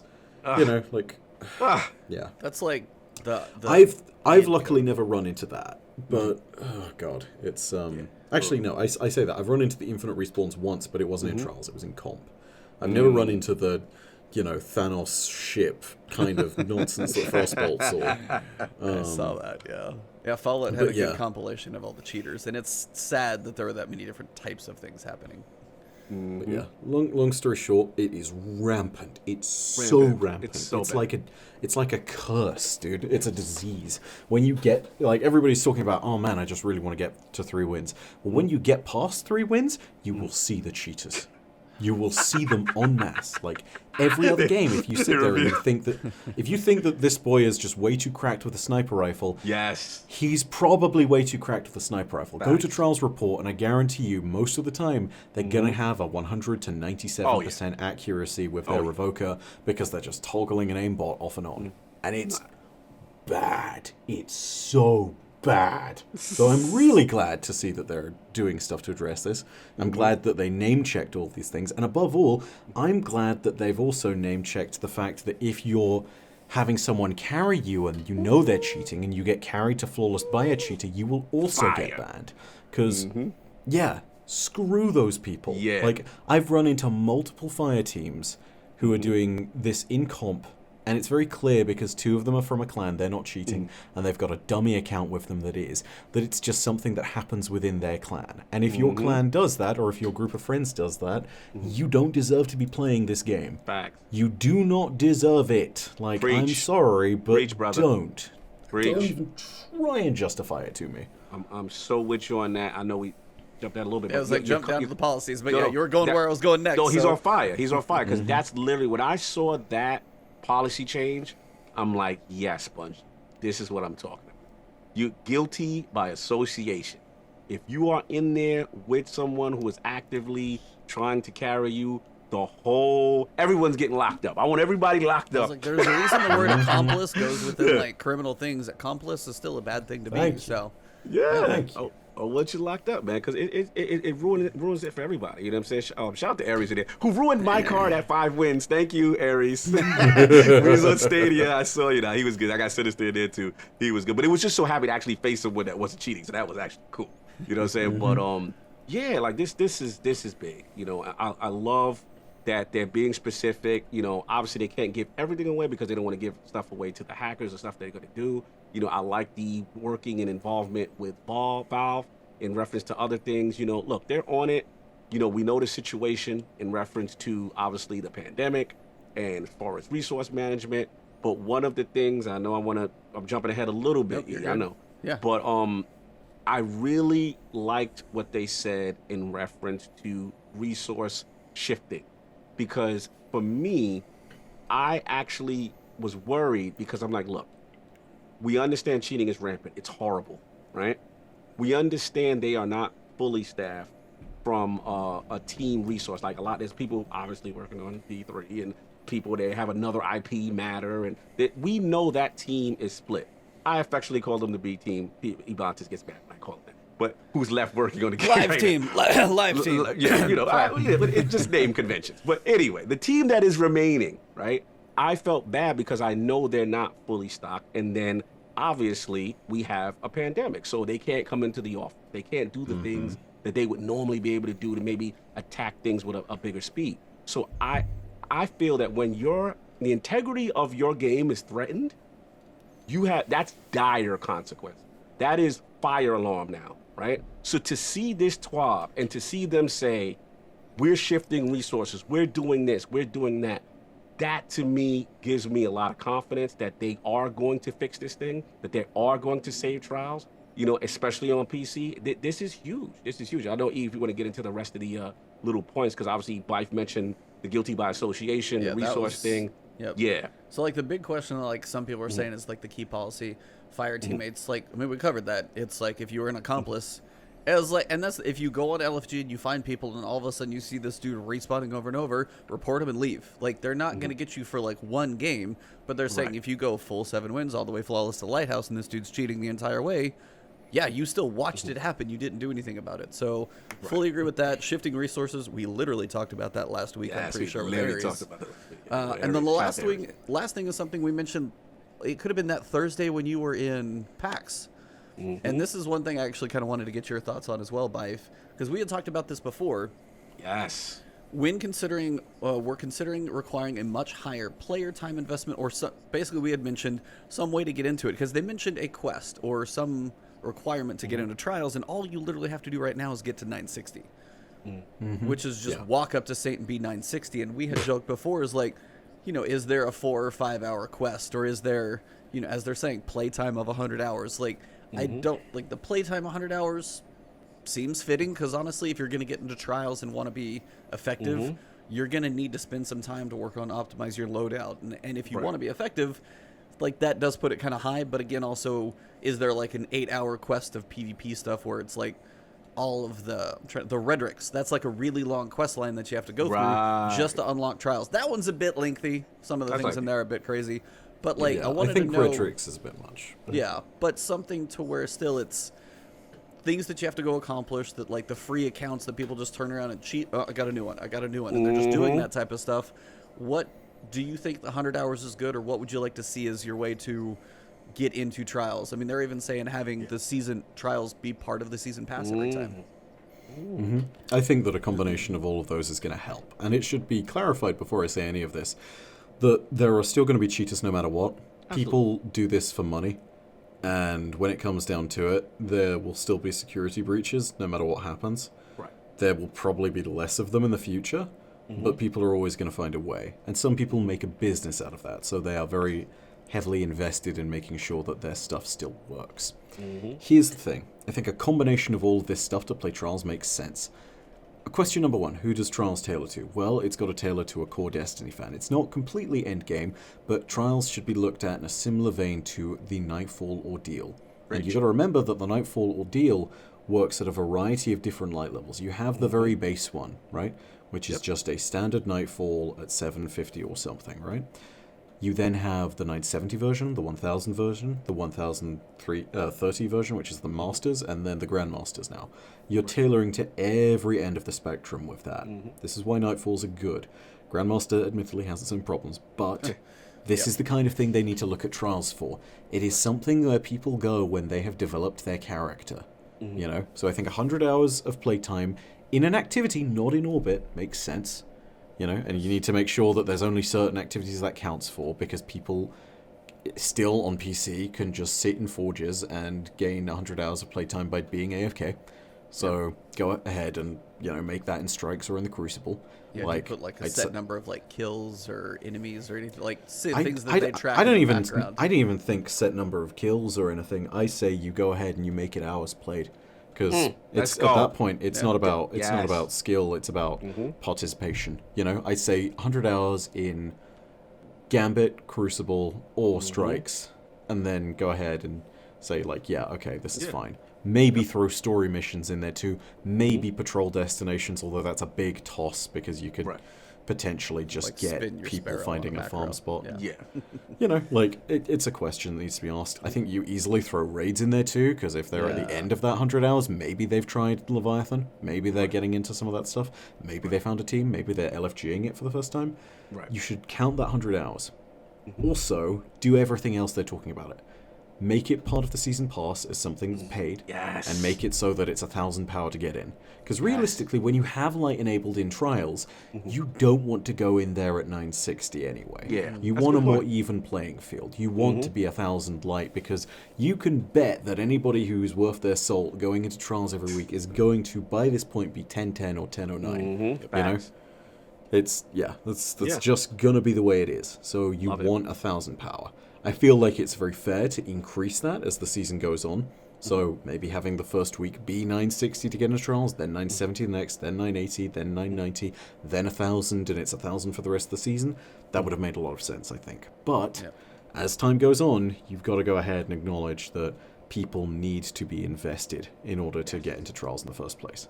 Like, if people are going to go ahead and do that, and you're trying to attract a player population, the lack of cheaters is going to be the biggest siren call for people to come back. And the fact that these strong moves are being made is good. I just hope they haven't been made too late, because there has been... It's been 5 weeks since the launch of Trials. It's been 4 weeks since the cheater problem really started to show its ugly head. You know, it's... For some people, that's already too late. For people who've got Flawless, I know that they're barely touching Trials anymore. Good point. So, yeah. I mean, this was music to my ears. I mean, when I saw this, again, something we preached for the longest. You need that level of investment and requirement to be able to play. You know, we were all scared right after when I was at PAX, right? We were just like, when we saw it's free, I was like, it's a nice gesture. But that's not going to deter these cheaters who are running around with no fear and literally, you know, create a new character, create a new account, right back in the mix. We have to call it. So even if it means velvet roping Trials a little bit, for the integrity of the game, it's worth it. Because you want the cleanest experience. There's nothing more damaging to a game than the integrity of your game being compromised. Where people come in there and they know they are not getting a fair experience. You have to eliminate that as much as possible. So this is huge. This is huge, man. I want to see how they go about it, what they end up deciding on. But all those suggestions you made, Byf, I'm for it. Whether it be 1,000 light, you know, whether it be, you know, hours played, the amount of activities done, you have to show a commitment and investment to the game before you have to be worthy. Season of the World, you have to be worthy to be into Trials, man. That's where I'm at with it. So, where you at, E? I mean, I think this is all good stuff. I think the biggest thing I've just got to probably reiterate is Byf's thing of timing. I was like, I mean, your big worry is like you wanted this thing coming back. You were completely hyped. Is it on the? We're building the lighthouse. Like it's the hype and the road. And this is honestly, I told you my worry is like the rose-colored glasses of Trials of what they used to enjoy. No, it was like, is it going to come back? Is it going to live up to the glory that they hoped? The rewards, unfortunately, being lackluster. The cheating just like magnified other issues with it. The tokens kind of being an odd choice. That whole farming thing, like. Tokens, I thought we were getting rid of those, not bringing more in. That's like the way it launched, unfortunately, was it's good to have the competitive nature. And if it was in a controlled environment, Trials is a really fun mode. But unfortunately, with the rewards and the issues that launched with it, is it going to need like a relaunch for another season? Or how are they going to be like, hey, by the way, we fixed a whole bunch of stuff and we're back for the people who gave up on it, as you said, if they'd got flawless 3 weeks ago. Are they checked out and done? I've seen some people on Twitter being like, hey, I haven't played in 2 weeks. And somebody else, and I can't remember the names, but they were pretty predominant players, like, I haven't played in 3 weeks. And I was like, that doesn't sound good to hear as well from people who are very predominant PvP players. Right. No, I get it. I mean, I was just commenting on one thing you said in reference to, I think the rewards, I think the summon, what is it? Not the summoner, what's the auto, the 600 auto engine. The summoner. The summoner. It's summoner, right? Yeah, that's pretty amazing. Astral, you know, I haven't seen the other weapons outside of those two. The other stuff, I agree. I don't think those are, you know, people are screaming from the rooftops from the other weapons per se, but those two in particular, because I just got the summoner, and it is absolutely amazing. So I do agree with you, you know what I'm saying, in reference to that. We just got to see. I mean, I think numbers-wise, I forgot what I haven't used Charlemagne in a while. I got to see what the numbers are. Yes, they have been going down. It's not completely dead yet, but we have to also keep in mind that I think someone did it. I don't know if it was Lono or someone did a comparison. The numbers are actually higher than what it was last year. Now, granted, PC population, you know, they added another platform. You got Stadia. I get that. Stadia don't count. Hey, no, it's like it's the safest place to play Trials, but population-wise, it doesn't do much. Is all I'm saying. We got our cloud servers. It's a nice environment. No one's manipulating anything. You know, you got to deal with a little input lag, but hey, after a couple matches, you get used to it, man. At least I know it's a clean run. You know what I'm saying? But no, I hear what you're saying. I mean, we shall see. But I actually don't think it's too late. I think what they have to act fast. I think that yes, it's on a steady decline.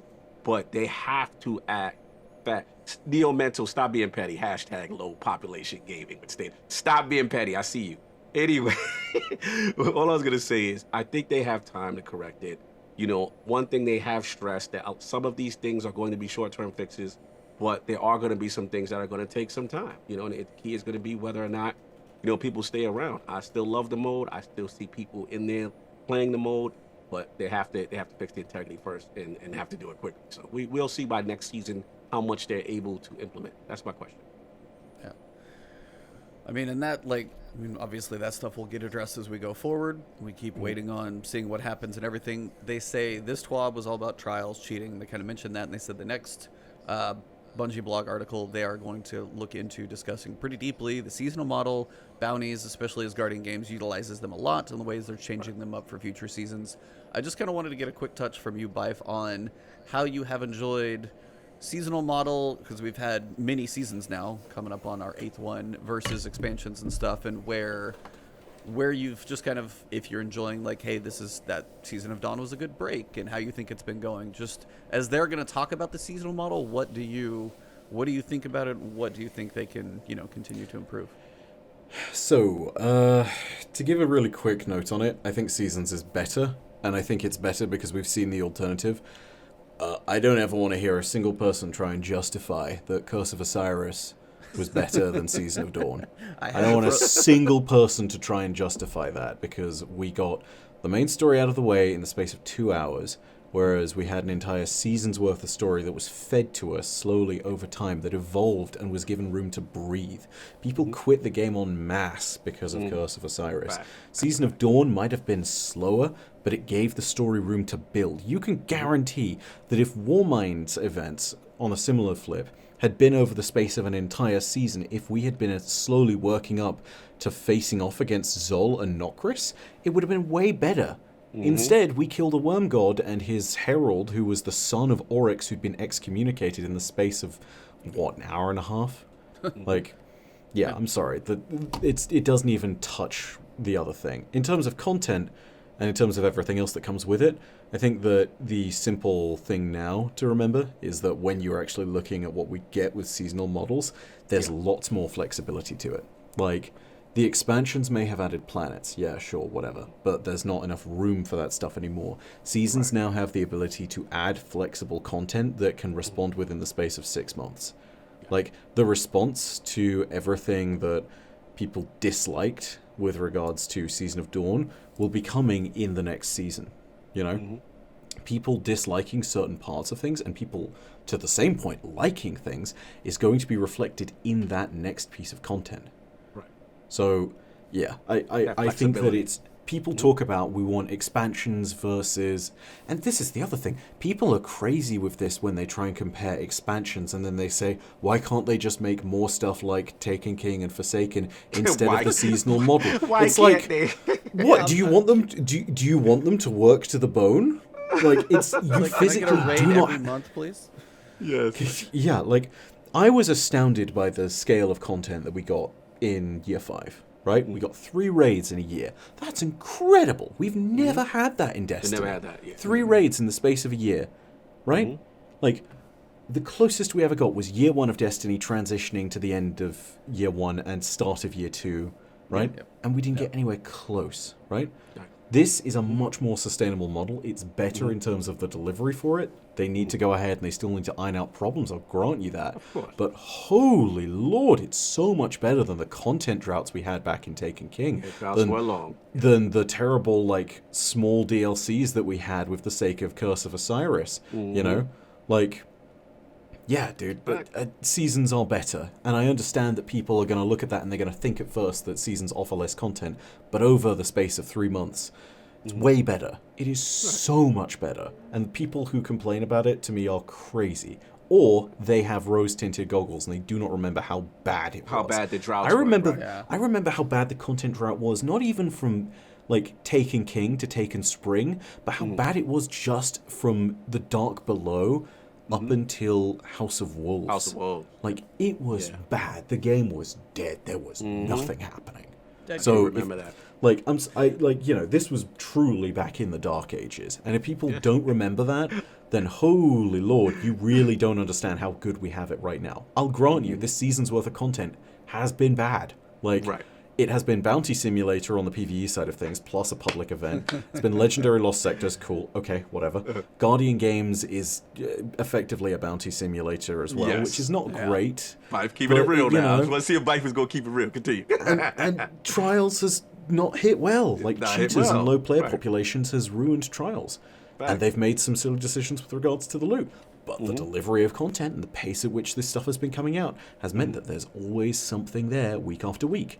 And in a season where that works, like, say, Season of Opulence or Season of Dawn, you can see what the results are. The results are good. They are learning slowly but surely important lessons. It's important now for them to find a good rhythm and to make sure that each season is packed with stuff that's not just good quality, but is also worth players' time.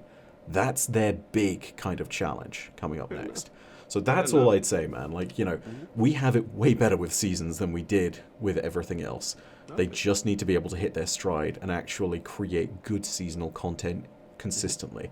Like, look back to Season of Opulence and what was done right. Not just the fact that, you know, everybody loves Menagerie. Don't try and replicate that over and over again. But, like, what was really treasured about that season, you know? It wasn't just the fact that we had a raid. It was the fact that then we got little things in between, like the Toland mission for Bad Juju in the Tribute Hall. Yes. You know? Or the slow and steady hints that there was something coming around the corner with the moon. You know? Like, these were all really cool times to be there for in Destiny. Like, Absolutely. yeah. This has to happen. I mean, at the end of the day, you know, they have to pivot. You know, they don't have Activision. They don't have Vicarious Visions. They don't have High Moon Studios. It's just them. So, also, this is a live service game, right? You have to continue to give content. Now, we do agree, yes, Seasonal Worthy is probably the lightest. You know what I'm saying? And there's definitely a lot of things that can be corrected. But the model just needs to be tweaked with certain things, and I think they seem to be receptive to that. I love, in this trial specifically, how they're saying, hey, this is what we're doing as far as trials. You know, next week we're going to be transparent with you as far as reward system, because I think, honestly, Byf, I think that's the biggest issue right now.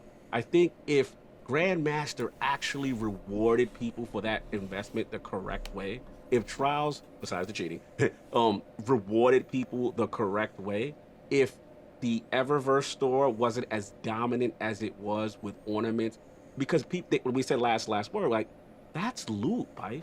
Could you imagine doing the Pit of Heresy and looking like all the armor that we got from Taken King, you know, the hard version, and you come out looking like a hive god? Like, people don't realize these ships that they're putting in there, these are things that we used to strive for in D1. It was a sign of, you know, respect, and you were just like, wow, look at that Guardian in the tower. He did X, Y, and Z. But everything is just been such a shift to Eververse, and it's just like, oh, you just buy that, and then when you do the actual content, let's be real, like, you know, God of the Salvation armor, okay, you know what I'm saying? It's a little bit of a reskin, you know. So I think they also have to realize that loot is a big part of armor is a big part of the loot system, a part of the rewards, and they need to get back to that, man, because I completely agree.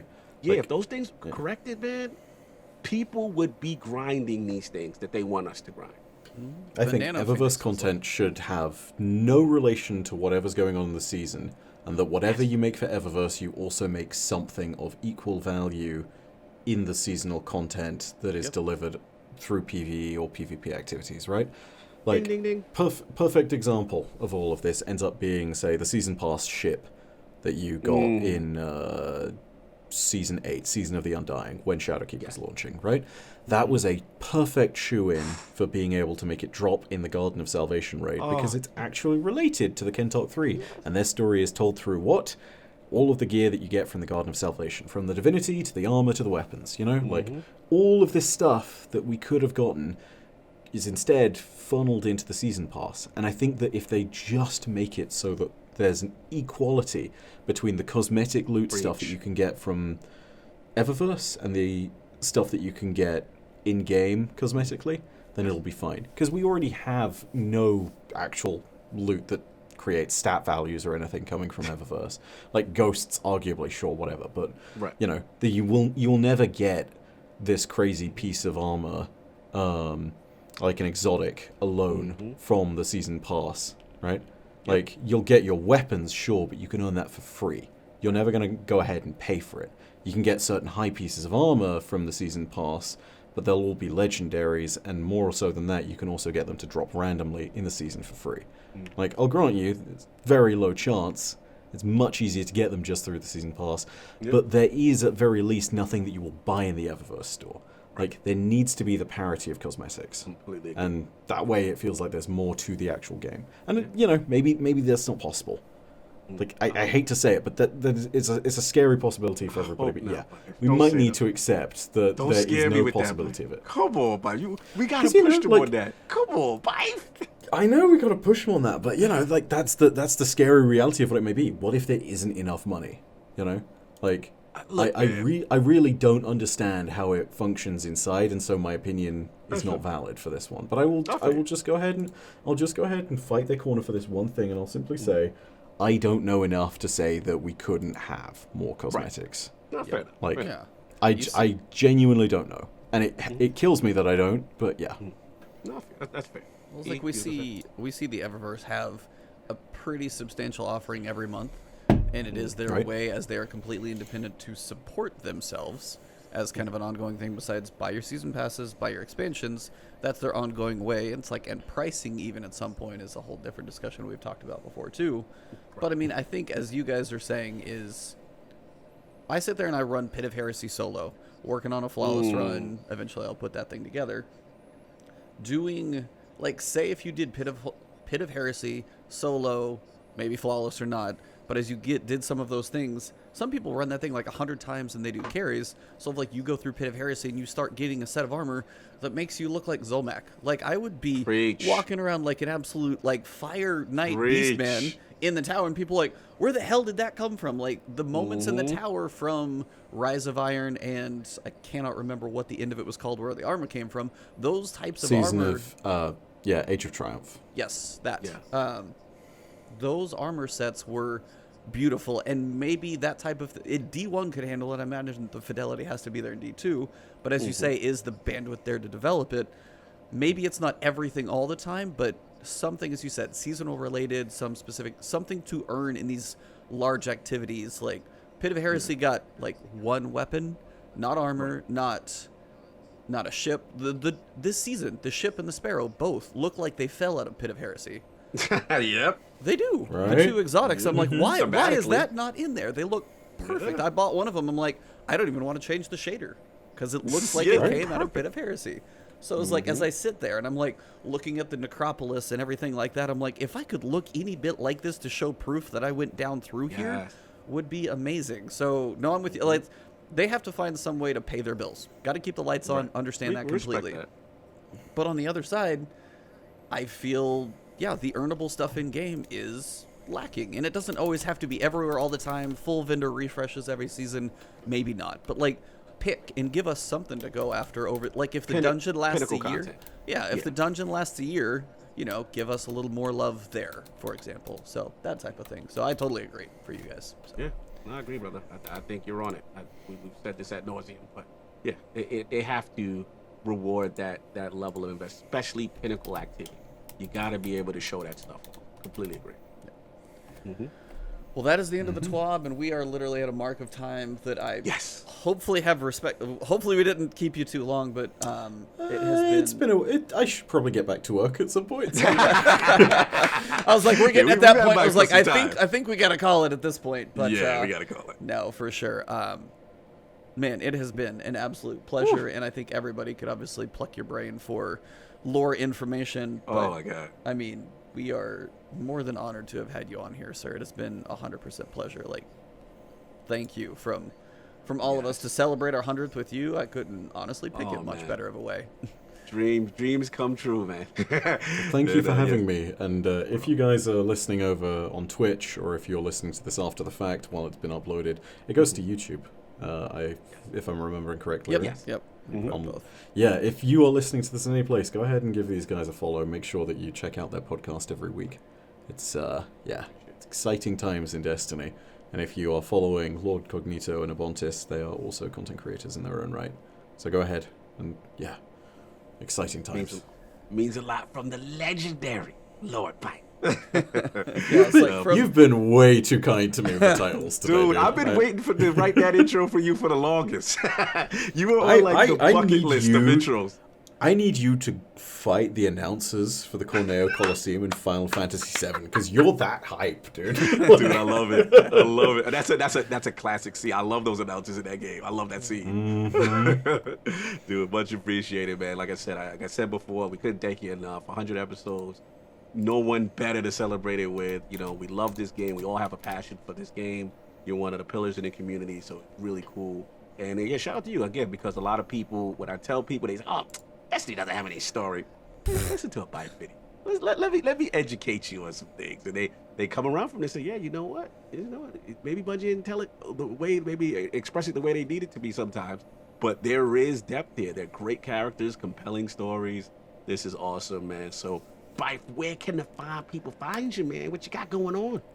Predominantly speaking, YouTube and Twitter. Just hit 200,000 over on Twitter. If you want to go ahead and follow, that's my ramblings and awesome. random lore bits and things all over the place. So yeah, we're all just terrifying celebrating things screams today. when dots move on a wall. Yeah, no, or calls for everybody to stop panicking. Absolutely. I like that tweet. That got me. If you're looking for more curated content, YouTube is the place. YouTube.com/MyNameIsByf.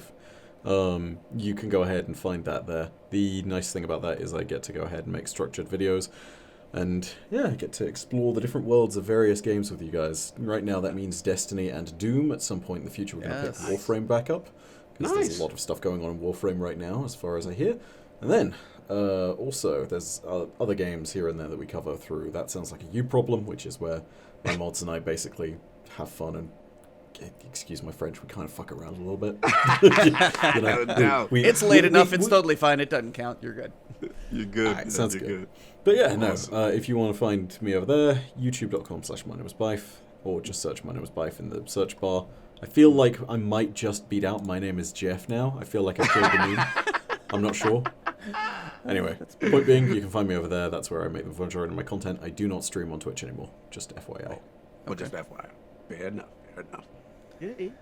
Cognito, yeah, if you want to wrap up. Yes, sir. Yeah, it's like, I mean, I know we can get this man off to his world of things. So, yeah, if you guys know where to find us, like, quick 10 seconds, wrap us up, and then we will send him off. Yeah, absolutely, man. Yeah, at Lord Cognito on Twitter, you already know, and Iron Lord Podcast YouTube.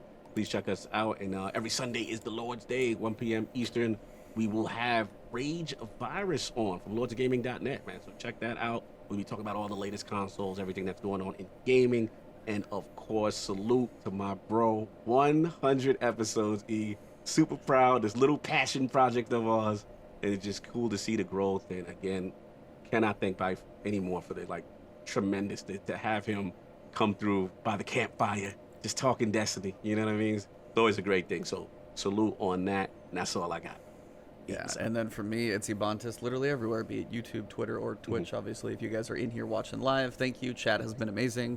A lot of generosity in here. I can't call them all out right now, but thank you guys, be it Twitter and YouTube.